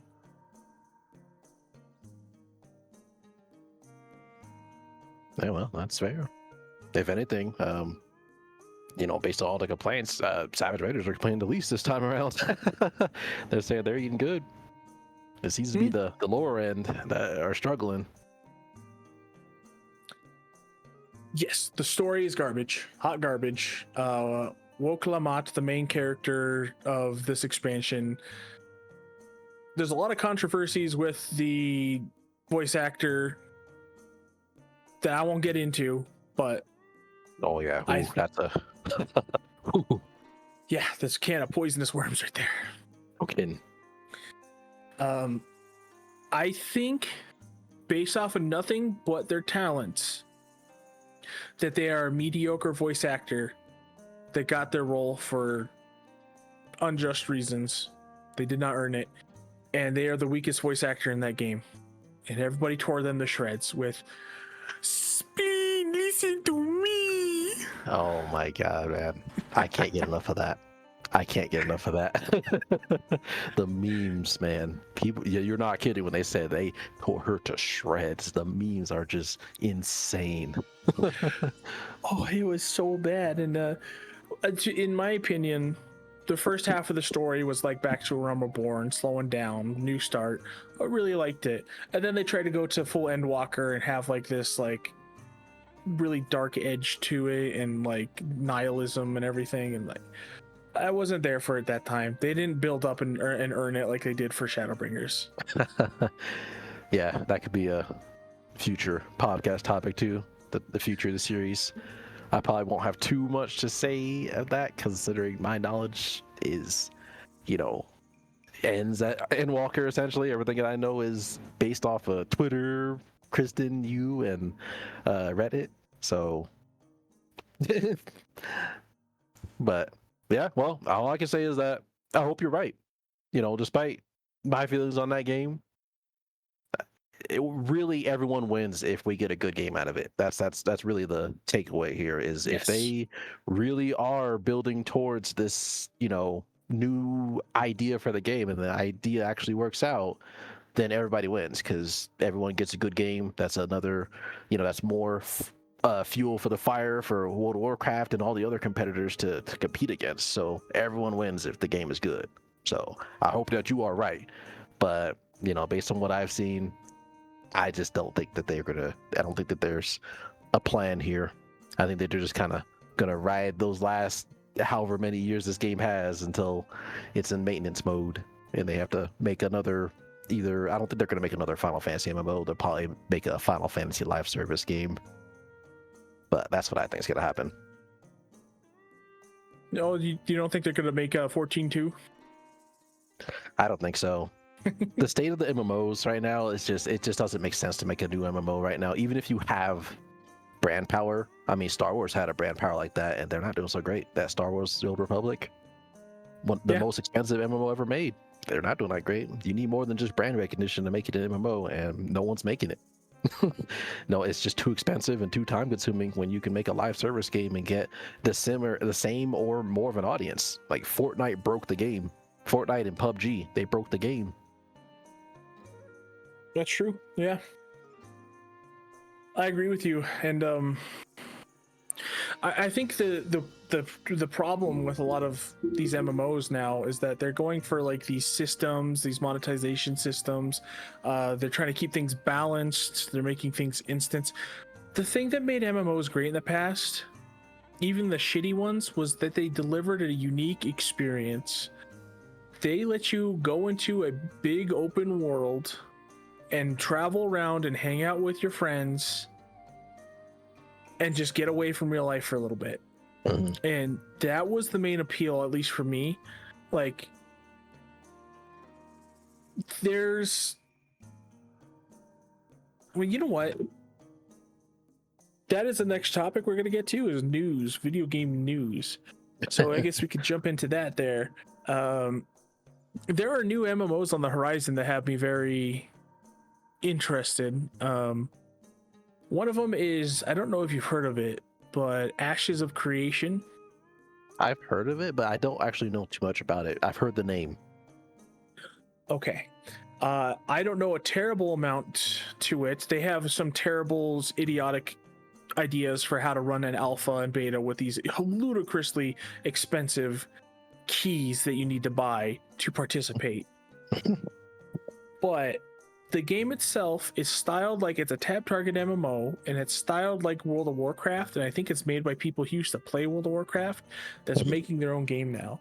And it is a much more action involved video game, where it's not like, or sorry, genre of video game, where it's not just tab targeting and just sitting there and hitting your abilities. It's actually about your placement, about your timing and stuff, more like an actual action game.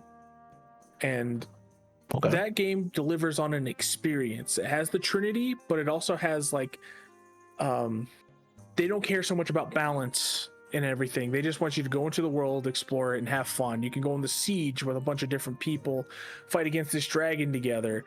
Sure, the dragon's got mechanics and stuff, but it's not going to be balanced perfectly with your class. It's just, how can you guys whittle this guy's HP away over time? Okay, I can see why this game has captured your interest.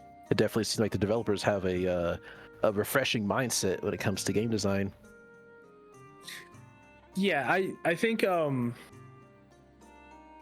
maybe next time we talk, I'll send, or even before then, I can send out a video to have you check out and see what it's all about. But that's a game, a very interesting game. But another game got announced recently. I don't know if you heard of this one, Chrono Odyssey. Yes, that one I have heard about. Yeah, that one was fresh off the press. Very interesting Dark Souls like combat, but it's still an open world MMO style game. I don't know what to think of it just yet, but it looks very interesting. And to be honest with you, if they could just, like, the seamless co-op for Elden Ring, if they could do that on a large scale with an Elden Ring like game, that's like the perfect MMO to me. Because the story is nice and all, but it's about the experience of being in this world. It's not so much about the story and lore and everything. It's about what you do, who you meet, the memories you form and make there, unique experiences you'll never forget. Mm-hmm. And that can only happen in a big like sandbox world. And I think that this game can deliver on that. It looks a little janky right now, and it's a Korean made MMO. Yeah, that's that's the spot I was kind of focused on. Like, So based on our discussion earlier, we know the combat's gonna be fire, but how's that end game gonna be looking? Yeah, there's a little bit of a little trickling, a little inkling there that there might be some kind of enhanced system. Oof, yeah, well, we'll have to see on that one. If it comes out and people are saying it's good, then I'll pop in, check it out. But I'm not really holding high hopes for it because, yeah, the whole Korean MMO thing. Yeah, it's such it's so funny. If we got my brother into this conversation, he would just go off the handle, be like, "No, Korean MMOs are fucking dog shit right off the bat." And I can't disagree with them, honestly. Just like, they make really fun combat systems, but they're always compromised in some way with some stupid remonetization. I know, and like you'll never have a successful MMO that way. Yeah, as long as you get greedy, as long as you're just making a game to pump and dump it, then it's never going to give you that long-term success that hopefully you're actually looking for. If you're trying to be the next 14 or the next WoW, then you're not going to be there with these shallow monetizations. Yeah, I know. When you can just you can work in the game for a passable outfit, and then someone else can just go buy an outfit that looks way better, that takes away. When you can just grind for hours to get a decent amount of power-ups, but then someone can instantly just buy maxed out to their limit gear, it just takes away from the whole experience. Yeah, it sure does. Credit card warriors. You'll never make a long-standing game with longevity that will keep people coming back or new players to come in if they know that the game can be the cheat code for the game is a swipe of a card. Mm-hmm. And so yeah, Yep. Just those types of games will just never be popular, at least as far as normal games. When you have 14 and WoW to compete against, and Elder Scrolls Online and Guild Wars 2, all the games that don't do that, you're going to be losing every time. There's too many good options for that. So yep. But that kind of, I'm sure the next one you wanted to talk about was Blue Protocol, because that Chinese company announced that they picked up the Blue Protocol game, or I guess what they worked on, and they're going to make their own version of the game, which I don't know if it's going to be the same or if it's going to be like they're going to make some changes to it. But regardless, I was kind of excited. I know it's secretly an MMO, but as long as the combat's fun enough for 30 hours, I'm fine with that. Wait, isn't Blue Protocol made by Japanese? Oh yeah, you're right. Yeah, Blue Protocol is Japanese. It's Bamco. Well, it used to be Bamco, but yeah, now it's Chinese. So yeah, I don't know. I don't know what to think about that, because like the Chinese developers have been coming out recently and releasing some really good games. Like I heard nothing but good things about Wukong, Black Myth Wukong, and Yeah, they could really do something special with this game. Because when I first heard about it like 6 years ago or some shit, it looked incredible, like an anime style open world Monster Hunter combat game. It's kind of like old MMOs. That's what I wanted. That was it. mm-hmm. But then it went to instant base, and they cared more about monetization and emotes and your glamour and enhanced system. It was basically Korean at that point.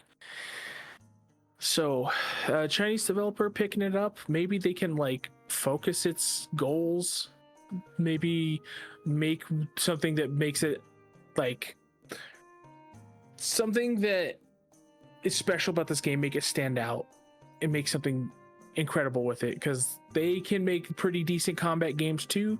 I think they're a little floaty, but most of their games are at least fun. Yeah, I can see the floatiness. But yeah, the success and like explosion of popularity of the MiHoYo games, that should be a pretty big indicator that there might be something special here, because a lot of people love Genshin Impact. Like a lot of people. Like it started to the point where even it was eating Final Fantasy XIV's lunch. So that's these are all online games. And it kind of goes into about the live service discussion about why no one really wants to make an MMO when a game like Get Zenless Zone Zero and Honkai Star Rail exists and is making like money, just like dirty, filthy money. And I me personally, I'm not a big fan of Genshin, but I really like Zenless Zone Zero. So if this game has even a quarter of, well, not even a quarter, but like if this game is equivalent or similar to that, then I'm down. Because that game, despite being definitely a mobile game, it's not as greedy as you would think it would be. It doesn't have stupid upgrade systems. You're not breaking your armors and weapons. And while it does have a decent amount of upgrade systems, it's not like outrageous like it is for most other mobile games, where it's just like, oh, this needs to upgrade, that needs to upgrade, this needs cards, this needs slots, this needs decorations. You don't have to mess with any of that. Oh yeah, when I played Genshin Impact, there was like 6 or 7 different accessories that I had to like build up, and I was like, okay, I'm done. You want me to have armor, weapons, 6 accessories, upgrade system, skill tree, and all that? Oh, okay, I got to back out from this one, man. Yeah, I think there's like, I'm trying to think, because you definitely have the character itself, right? The character itself levels up, and then you have like a core. I think it's only 3 accessories. I don't know, think about it. But those accessories have little cards you can put onto them. So there's still some of that there. It's still some of it. I'm not saying it's 100% clean of all that stuff, but it's not. I played a good amount of these mobile games, and they start losing me once they have like a billion different upgrade systems, and this one didn't do that. So I can see why people enjoy it. I haven't played Starville yet because I'm not the biggest fan of turn-based games, so I'm not really interested in it. But I've heard people say it's really good. It's hard for me too because I used to play nothing but turn-based, and I just can't get into it anymore unless there's like something interesting about it. I know for you, that's one of the big reasons why you were so hesitant to play Chrono Trigger for so long. Yeah, exactly. And Chrono Trigger, I had to. Yeah, I'm glad I did too because I can see what the hype is about that game. Some games, they people hype it up to fuck, like Witcher 3. And I'm just like, what? I don't really understand why people hype this game up so much. But then there's other games that people hype to all hell, and then the game delivers on that hype. That is Chrono Trigger right there. Holy shit, the game was way ahead of its time. But the thing for me on Chrono Trigger is it doesn't play like most other these turn-based games where there's so much downtime in the system. Like that's why I can't play older Final Fantasy games anymore, because there's just so much time waiting for the damn bar to fill up, just waiting. I'm just like, I want to play the game. And this is also why I really like the Mario Luigi. A few weeks ago I finished Expedition 33. That's a great game because at every point during the combat you're engaged. If the enemy is attacking you, you can dodge and parry. If you're attacking, you gotta input commands. So there's really not a lot of downtime in the game, and that's what I'm looking for a turn-based game. I want to be engaged the whole fight just like I would for an action game. I get that entirely. I do. Like that's why I love Legend of Dragoon. As simple as that game is, that addition system is still pretty peak. Yeah, dude. I don't think I played a game that had like the same kind of, you got to time your buttons, and it being turn-based like that. That's pretty interesting. Like, I think the closest we got is like, man, I'm trying to think. I know there's like Legend of the Gaia where you can put in commands, but they weren't like timed. I can't really think of anything like that. It was like that. I mean, the closest I can even think of was like Final Fantasy 8 when we can hit the trigger. Yeah. that was kind of cool, but you can only do it once, so. Yeah, with one character at one specific point, it's the same one the whole game. Yeah, that was a cool idea, but I mean, not many games do that where you have to time your inputs like that. Yeah, that's one thing that makes 8 stand out for me. I haven't played them, but I'm really, and I think once I'm done with Xenoblade Chronicles X, I'm probably gonna go play Xenosaga, the first 2, and then finally play the 3rd one for the first time. And then Gears, because that's slowly becoming my favorite series. The Xeno games, but after that, I want to play Kadelka and the Shadowheart games. Oh man, I like Shadowheart. I don't know about the first one. The first one's a little rough, but Covenant and From the New World, those games are great. Oh, I've seen the video. The guy I send you guys a video of sometimes, he does retrospectives. His name's Madular. Mm-hmm. He makes really interesting videos. They're very informative, and he also doesn't speak like he's in a fucking airplane carrier. He's not shouting at the top of his fucking lungs. That's what gets people views. You gotta keep their attention. You gotta keep snapping your fingers and blowing loud air horns and shit. Dangling those keys. Exactly. So, hey, pay attention. Hey. No, this guy he's quiet. He's more down to earth, and I really appreciate that. And I discovered him when I watched his Xenogears video, it's really good. I also think it's the highest viewed Xenogears video on YouTube.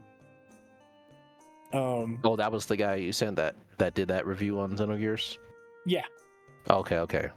Yeah, I like that guy. Yeah, he's just gotten better over time, and he does a lot of stuff now, a lot of 90s nostalgia stuff, but he went over the interesting history of Kadelka that became Shadow Hearts. And the reason I bring up Shadow Hearts is because the people who made the combat like the combat for Legend of Dragoon, made the combat for those games. Oh, okay. I didn't know that until his video, and I fact checked it. Like, oh wow, it is the same people, and it's really interesting because the guy who would make the music for the Secrets or the Mana series of games, he left to make his own company, just like a lot of really talented developers did at the same time. I think it started with Tetsuya Takahashi, the guy who made Xenogears and all those other Xeno games. He left, and I think it caused a ripple effect where all their talent started leaving. And so this guy left to make a very well done horror game in the vein of Resident Evil, but his team that he took from Square Enix were so afraid to work on something that wasn't RPG based that it would fail, that they didn't make an RPG, or sorry, they didn't make an action game like Resident Evil, which would have helped so much with the game's theme. Instead, they went with the grid-based, turn-based system, kind of like Final Fantasy Tactics. And it ruins the atmosphere of that game immensely. Very well-written game. A very sad game, too, like what I hear from Expedition 33. But then after that, he got so disheartened from them taking his game and doing that he left the game company the game scene entirely, and a new group of people took over the helm and made Shadow Hearts. And Shadow Hearts is a sequel to Kadelka. I didn't know that. Okay. I didn't know about this either. I mean, the way I found Shadow Hearts was the way many people found their favorite games, going to Blockbuster one day and going, "What's this?" Yeah, that's true. Yeah, I should send you, if you have time for it, the Kadelka video, because that's really interesting, and it goes over the first Shadow Hearts, I believe, Kadelka and Shadow Hearts, and then he has I think it's a separate review, or maybe it's in the same review, but I think he goes over the other Shadow Hearts as well, and goes into the history. Yeah, that guy, he does very detailed videos. I think the shortest video on his channel is like 2 hours. So yeah. He does. Yeah, I saw there was a Dark Cloud video. I'm like, oh man, I kind of want to watch that. But then I saw it was like 2 hours and 33 minutes. Like, oh man, I don't know if I want to watch that now. Oh, it's good. Like, I listen to all these videos because I'm at work and I'm bored and I have my headphones on, so I just listen to them in the background. But that one's good, and it kind of hits home too. Like, it's very relatable guy. Man, I love Dark Cloud, man. Dark Cloud 1 and Dark Cloud 2. I played those games both to hell and back, more the second one. But oh yeah, I love those games. So I was really excited for White Knight Chronicles, only for them to let me down with the server shit. Yeah, I know. Now I don't know where they are. I don't know if that team is still at level 5 or if they're interested in making RPGs like that anymore. I have no idea. Apparently the guy who founded the company Level 5, which apparently was named for Level 5 because it was like the highest grading you can get in Japanese school or something, so he's basically saying I'm a genius. Oh boy, we got another Kamiya on our hands. Yeah, that dude, I think he still makes, like, he made White Knight Chronicles and Dark Cloud 1 and 2, which, by the way, Dark Cloud 2 isn't actually Dark Cloud 2. It's called something completely different in Japanese. Dark Chronicle? I don't even think it's Dark Chronicle. I'm not sure. I'm going to have to watch this video again at some point. Okay. But yeah, it's like it's not even related to Dark Cloud at all. It's a completely separate game, but because Dark Cloud 1 did so well in America amidst the Kingdom Hearts 1 world, which is crazy to me. Not saying the game's bad, but just like, it's Kingdom Hearts, man. Mm-hmm. that did so well that they're like, here, let's put Dark Cloud 2 on this game. Just say it's the same. It's the same series. He made those games. He made White Knight Chronicles, and he was inspired by Dragon Quest to get into gaming, and then he directed Dragon Quest 8. Yeah, that guy's super talented. I know. I love Dragon Quest 8 as well. Yeah, that's still my favorite Dragon Quest. That's fair. I mean, cast-wise, yeah. Yeah. Cast-wise, oh, absolutely. Story-wise, I think... Oh, but yeah. Well, the problem with Dragon Quest is a lot of the music gets reused. They love reusing like a lot of the stuff from earlier games. So it's like if you play the earlier games and you play the newer games, you're like, oh, cool. But I was kind of hoping to hear this game's soundtrack. That's true. But they do different things with the soundtrack every time. Yeah. I mean, at the very least, every Dragon Quest will have its own battle theme. Sometimes they'll have their own final boss, and I want to say the boss themes are also everyone will have their own unique boss theme as well. I think so, yeah. But yeah, I'm gonna play a level 5 game here that just released a couple days ago called Fantasy Life: The Girl Who Steals Time. So we'll see. It's been a long time since I played a level 5 game, so we'll see if they still got the chops. But I've heard early impressions. I hear it's pretty good. Oh, I'm definitely interested in how that goes. So let me know what you think of it when you're done. I'm in the same boat right now. I forgot I keep almost calling it Neptunia Hyperdimension, but it's not that. It is a game that came out on the iPad that was made by Sakaguchi, the guy who created Final Fantasy and like was the creative director all the way up to 10. Mm-hmm. He left and made Mistwalker, which made Last Remnant, and Did they make that like that Neo Fantasia game or something like that? Yeah, that's it. That's a game I was going to try out. It came out a couple years ago, and it's now on consoles and stuff. Yeah, okay. Yeah, I've heard of that. I heard very good things about that one. Yeah, this one, he's kind of trying to channel that Final Fantasy energy, the old school one, where it has kind of pre-rendered backgrounds, but everything's in modern graphics. It's just that the backgrounds are made by building real-life dioramas and taking pictures of them and then scanning them into the game. That's interesting. Yeah, I thought it was very interesting. And Sean told me a lot of interesting things about the combat, but he says he was kind of struggling to get through the end of it, so who knows? Oh, that struggle as in difficulty? No, like, I want to just beat this game already. Oh, man. Oh, yeah, that's you have to see how that one is.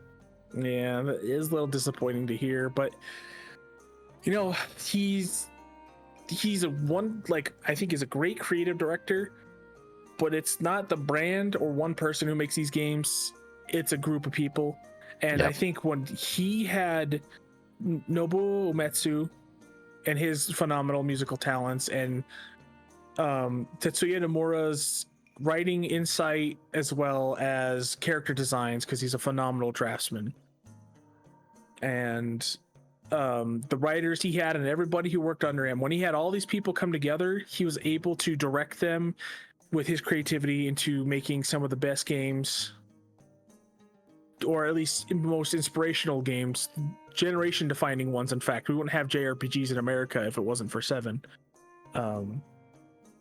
But yeah, he could really do something great. But since he's left, he keeps finding random talent that like they're good, but he can only find a little bit of them to fill out some parts of the game, or like they're not quite up to snuff with Tetsuya and the others. That's a shame, man. When you have a guy, because that is so important to have right now, is somebody that has the vision. Look at Kojima, his fame. Like, people value people that have that vision for games, and to not be able to get the talent to get there is, man, that sucks. It does. It really does. Yeah, you know why he left Square? Why is that? Do you remember the movie Final Fantasy Spirits Within? Yes. That movie was such a financial flop that it almost threatened the merger with Enix, and he was so ashamed of its release, he himself stepped down, and knowing that he would never get that creative freedom that he would have again if he stayed with the company, he just left the company entirely. Mm-hmm. Really, really sad. Square Enix, I used to love them. Like, you saw Squaresoft and Square Enix in like 90s and early 2000s, you knew you were getting quality. Oh yeah. But not anymore. Like, ever since he left, it's been they survived the 2000s with Tetsuya Nomura basically and their leftover ideas from when Sakaguchi was there, but they never had anyone to really focus all that talent, and Square Enix just keeps letting their talent go. They had so much development problems with making HD 3D worlds when 13 came out and had development hell with that, because they kept sticking to pre-rendered backgrounds even up to Final Fantasy X. Mm-hmm. Tetsuya Takahashi, the guy who makes Xeno games, his first game he made himself. I mean, he worked on 4, 5, 6, and came up with the original draft of 7. But his team started working in 3D backgrounds from the get-go on the PS1, and now they have some of the best open world design and just level design I've ever seen in a JRPG. If they kept that guy around, we would have had a much better 13 in terms of level design. Like, they could have made that happen. Yeah, they would have sit here and said, maybe it's not a good idea to have a Japanese RPG with no talents. Someone would have said something about that. Or maybe we shouldn't make a game that's just hallways, right? Especially right during that time when it came out. They really needed that talent. I don't know what's wrong with them. They're like, Americans too stupid. We have to make a linear game with a linear progression system, and you can't even choose your party members till you beat the game. Yeah. It just baffles me. That's definitely when I open my eyes. I'm like, okay, something's wrong with Square Enix. Because yeah, like before 13 came out, yeah, you saw that Squaresoft logo or you saw that Square Enix title. Even if you never heard of that game, you knew you were in good for a good RPG. Like, I never even heard of Valkyrie Profile until I just walked in Blockbuster one day and saw this game called Valkyrie Profile 2. And I'm like, I've never heard of this game, but it's got a Square Enix logo on it. Let me check it out. Loved it. Same thing with Star Ocean 3. I was like, Star Ocean 3 at the end of time, what the hell is this about? Oh, it's got the Square Enix logo on it. Let me try it out. It's great. But now Square Enix is associated with stuff like Foam Stars, Balan Wonderworld, yeah, the original Forsaken. Forspoken, yeah. Oh yeah, Forspoken. That's what it was. What was that live service game that they teamed up with Platinum to make? I don't even remember it because it's ended service. It died like a month after it came out or something. Yeah, just like, dude, what is going on? Why are you guys putting your name on this shit? Like, you see nowadays, you see that Square Enix logo, it's like it's like there's like a 25% chance this could be a great game like 7 or Remake or Rebirth, or there's a 75% chance it's gonna be like Forspoken. Yeah, that's the thing there. Is like, let's look at the facts here. They lost most of their talent, and what's the one game series that's really keeping them afloat? A game that's based off of what built their company, that's just a theme park for all the Final Fantasies, 14, and the one game that has the original talent working on it who built the company. Tetsuya Nomura, the old director, the old writer, so Nobuo Uematsu for some of it. That's why these games are doing so well, because they have the proper talent to work on these games. And that's the only 2 games that are really successful for them right now. I see a pattern, and I think it's obvious. Yeah, I mean you're not wrong in that regard. When you specifically look at the Square side of the company, yeah, the only brands that are really pulling in the money is the original talent, which is working on I think that's what do they call it, like Creative Unit 1 now? I don't Creative Studio 1? I don't remember what they call it now. Some bullshit. They got like 4 different studios out there. But yeah, Creative Studio 1, which is all your old talent, right? It's the people making your flagship games, and they're like making money from Final Fantasy VII, a game you've already made. Yeah. And the other financial pillar of the company is, 14, which a lot of 14's success relies on one man's shoulders, Yoshi P. Mhm. So, yeah, it's not looking good. I mean, sure, a Kingdom Hearts game will come out every once in a while and do good, but like the time between releases is so much that there's no way it could be really all that profitable. Yeah, I know. Like, oh, you know what? That is also another topic that's on the docket here. Oh, we gotta wrap up here soon because we're almost at 4 hours probably. Yeah. Here, let me bring up this last topic, and then we'll do some outros and call it for today. How's that sound? Because you don't want to run through all your topics right now. Then there's not going to be a lot to talk about, later. I know. I was like, oh man, with this topic, I wonder if we'll make it to an hour and 30 minutes. We're at 4. 4 hours, yeah. Well, there's a lot to talk about, and well, hopefully it's inspired a lot of new ideas for the next few podcasts. Oh, it does. Like the next one is definitely going to be on World, so let's try to get Christian on that if she's interested, and then after that, I think we're just gonna straight up talk about 14. Yeah, I don't know. We got to get the cat out of the bag at some point. Yeah, rip that band-aid off right now. Mm-hmm. So yeah, well, we'll get to this last topic here. The last bit of news that I wanted to talk about. Did you hear about the recent Kingdom Hearts news? I know that they showed off a bunch of screenshots, but I didn't really look into it. No. Okay. So they had a video game much like Monster Hunter Now or Pokemon Go that was okay, that I did hear about. Oh yeah, the cancellation of Missing Link. Yes.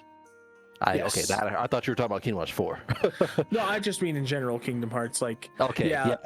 Yes, okay, so yeah, I did hear about the cancellation of that mobile game. Yes, that is a big bummer because that was supposed to tide us over until then, but I'm kind of glad it didn't come out because I am so fucking sick and tired of these fucking mobile games being crucial plot developments for the main series. I only played a little bit of Unchained or Union, that's what it's called, Union. Yeah. So I'm like, man, I'm good. I don't care. Whatever's in the game I'm confused about, I don't care. This game sucks. Yeah, that's that part in 3 I was so blanked out on. I'm like, who the fuck what are all these fucking keys here?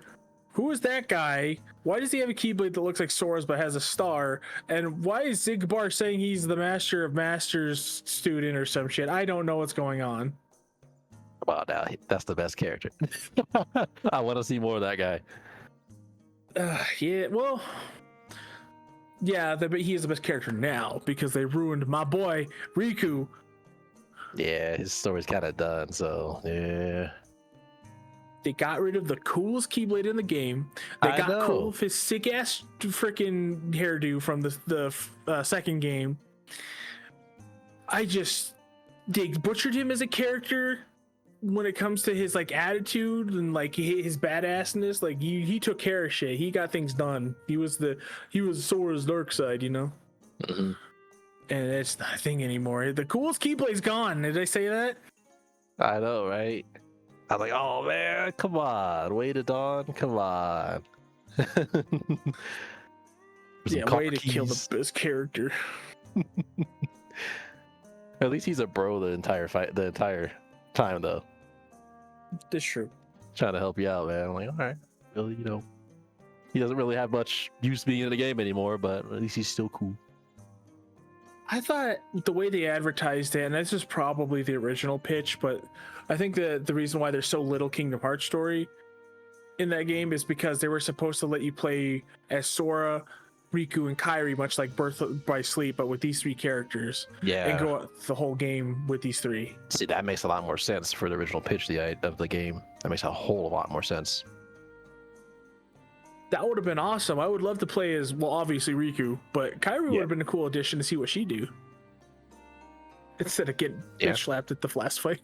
But they're setting up for Kingdom Hearts 4. They still could do that because they're setting up. They're saying that Kairi's gonna be training under Aqua, so she could play like Aqua, and then Riku is Riku. Maybe he'll talk to Terra, and then they got to go find Sora. So they could still set that up. Oh, this was a discussion about the news. You're right. You just reminded me. So yeah, that is on the docket, and we'll see. But so far, Kingdom Hearts 4, I have hopes for it because they said, 1, reaction commands are coming back. Mm-hmm. And this is old news. This is also old news.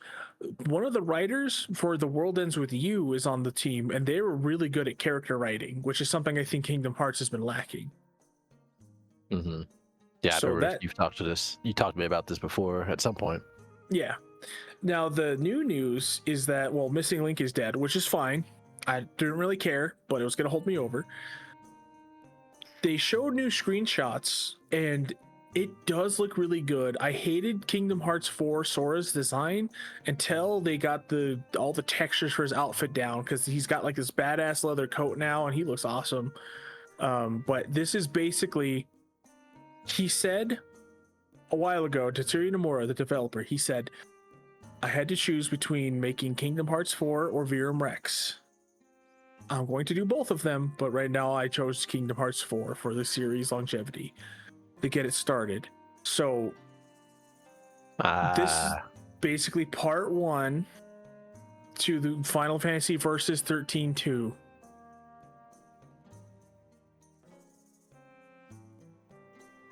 Did I lose you there? Yeah.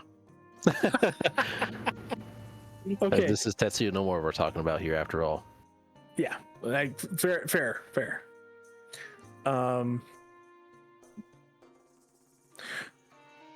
So you know all about Final Fantasy Versus 13 for me, because I haven't shut up about it.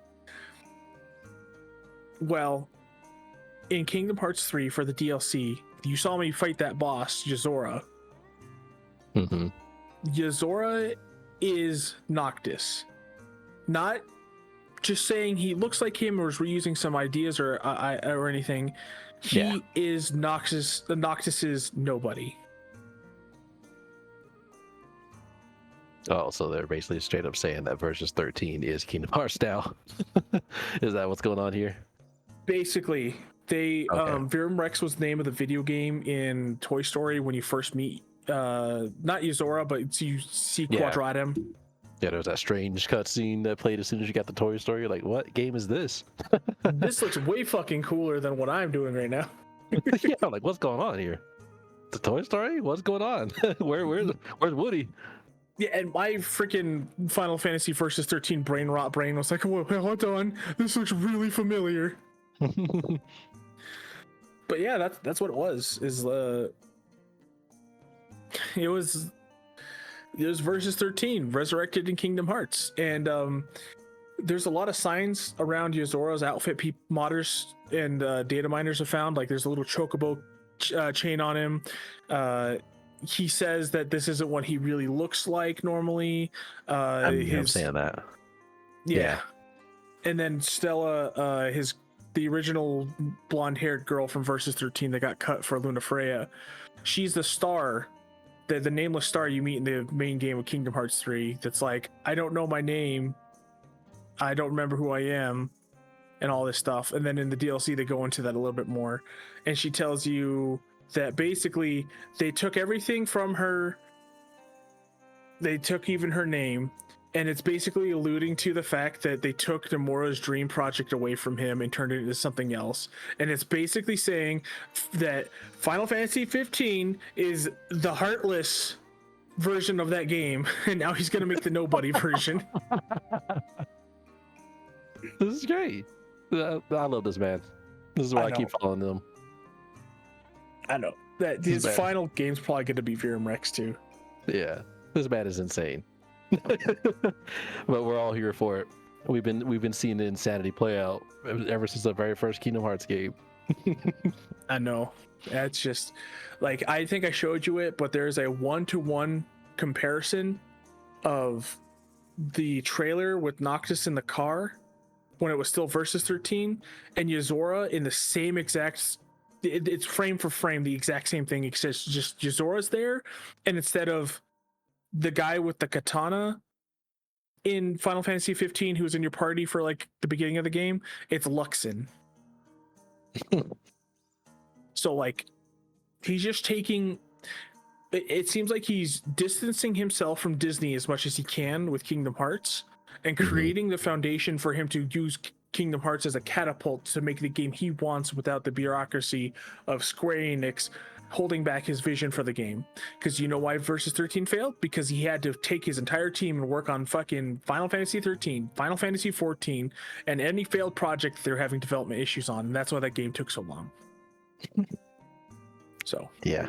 In addition to all the Luminous Engine problems. oh yeah, that was the core of it. Mm-hmm. So yeah. Seems to be a common trend at Square Enix. Yeah. Of not giving people the resources they need. Bottom line, they just do not appreciate their talent. They do not care for it. They only view a product now. And because of that, they are slowly losing relevance. I know people love 16, but 16 is a watered down Devil May Cry. There's no RPG. There's no Final Fantasy in it. It's got a good story. Bare bones Devil May Cry combat. And Rebirth is just 7 again. I mean, sure, it's a sequel retelling at the same time, but it's Final Fantasy 7 again. Yeah, it's not new. Like, I'm just so sick of remakes and shit now, man. Just make new stuff.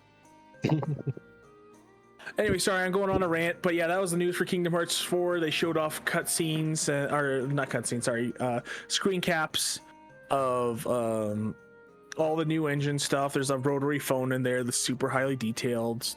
Probably some fucking clue on what's going to happen next. Who knows? People are going to pick away at that and figure it out. But yeah, looking forward to seeing whatever final or Kingdom Hearts 4 brings. And that's probably going to be the last Square Enix game I play at this rate. So we'll see. Well, I'll see what they're up to, honestly.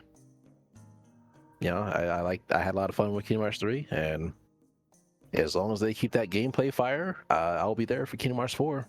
I don't know about the story. The story could go in so many different directions, but for me, you know, as long as the game is fun to play, that's all I'm really looking for. I'm in the same boat. The story I cared about was murdered. I thought the metaphor of Roxas being Sora's depression and him having to accept his darker parts of his emotions and fully realize his actual wise self was really brilliant storytelling. But then they're like, no, he's a popular character, bring him back with all organization members. All their deaths meant nothing. So yeah. That was strange. They're playing it real serious in specifically in Chain of Memories too. They're playing all those deaths really seriously. Yeah, I know. That was the original idea, but I'm sure Disney's like, no, we have popular characters, merchandise, bring them back. Yeah, I know. Disney does not like deaths unless you're a parent. The old can die. Yeah. We need as much orphans as possible. Well, there was a lot of things that I had on the docket that we didn't really get through, but we still got 4 hours of a podcast here. I think it was quite successful. Yeah, that's a lot of time to edit. I'll see you in 2 months from now. Yeah. Well, yeah, you let me know when you want to run this podcast again, or if you got any ideas, then. Oh, Or I if you got need any show tons. ideas. Well, yeah, I'm sure we went in a whole lot of different directions with this first podcast here. But yeah, I think that's all she wrote for this show. Yep. So let's do some outros here. Do you have any socials you want to plug in, or do you really care about any of that? I don't want to plug my socials. I don't want people talking to me. Gotcha. Well, I don't mean like to reach you up, nor like anything, but like your Yeah. YouTube or anything. No, I don't have a YouTube channel. You know I'm not like that. So Yeah, you're just the podcast guy now. yep, I'll be here for the podcast, but yeah, I don't really have a social media or desire a social media presence. So, but yeah, well, I'll be around. So you know, I'm always playing something different. I'm always playing all kinds of little indie games you've probably never heard of, but yeah, and that could be a discussion for another time too. That was actually at the beginning of this. I was gonna ask what we've been playing and share that, but they went off rails so many times. Well, that's okay. Well, you say that for next time's intro, but what you're playing or what you've been playing. Yeah, that's what I was thinking. Yeah. All right. Well, if anybody's interested, I stream very rarely, but right now I'm going through Kingdom Hearts 1 playthrough. It's in memory of my little sister, and if you're interested, you can find me at youtube.com/KingOfHeartsTANK. Put it in the description of this video. It's going to be on the same channel, but just in case, if I put this on Spotify, you'll be able to find me there. You can also find me at Twitter. I never use it except to announce that I'm streaming, so that is also at KingOfHeartsTANK. Twitch as well. You can find me, same. So yeah. Yeah, you can enjoy watching them die over and over and over and over and over again in Kingdom Hearts 1 or Kingdom Hearts 2. One's over. It's 2 right now, and then it's going to be Birth by Sleep, okay? One's over for now. You said you're going to come back to 100% that. Oh, yeah, you're right. I'm going to get my ass beat by Sephiroth. I don't even know if like some of those endgame fights are even possible at level 1. Because I know beating the game is possible, but no one ever talks about 100% yet at level 1. Oh, I saw this one dude, the one guy that helped me get through Kingdom Hearts 1's combat. He beat Sephiroth with just the Kingdom Key. Holy shit. Yeah. All right, well. Yeah. That how long do you think that'll take you? Probably longer than the whole playthrough. Yeah. Well, we'll see. We'll see. I'll be dying and screaming and raging. It'll be fun for everybody, right? Yeah, that's what makes it entertaining. Playing an All right. impossible playthrough so you don't have to. Yeah, I'm the guy who does the dirty jobs nobody else wants to do. Hey, I've got a game you could play. It's called Calamity Infernum. Okay, I gotta go. The podcast is over now. Bye.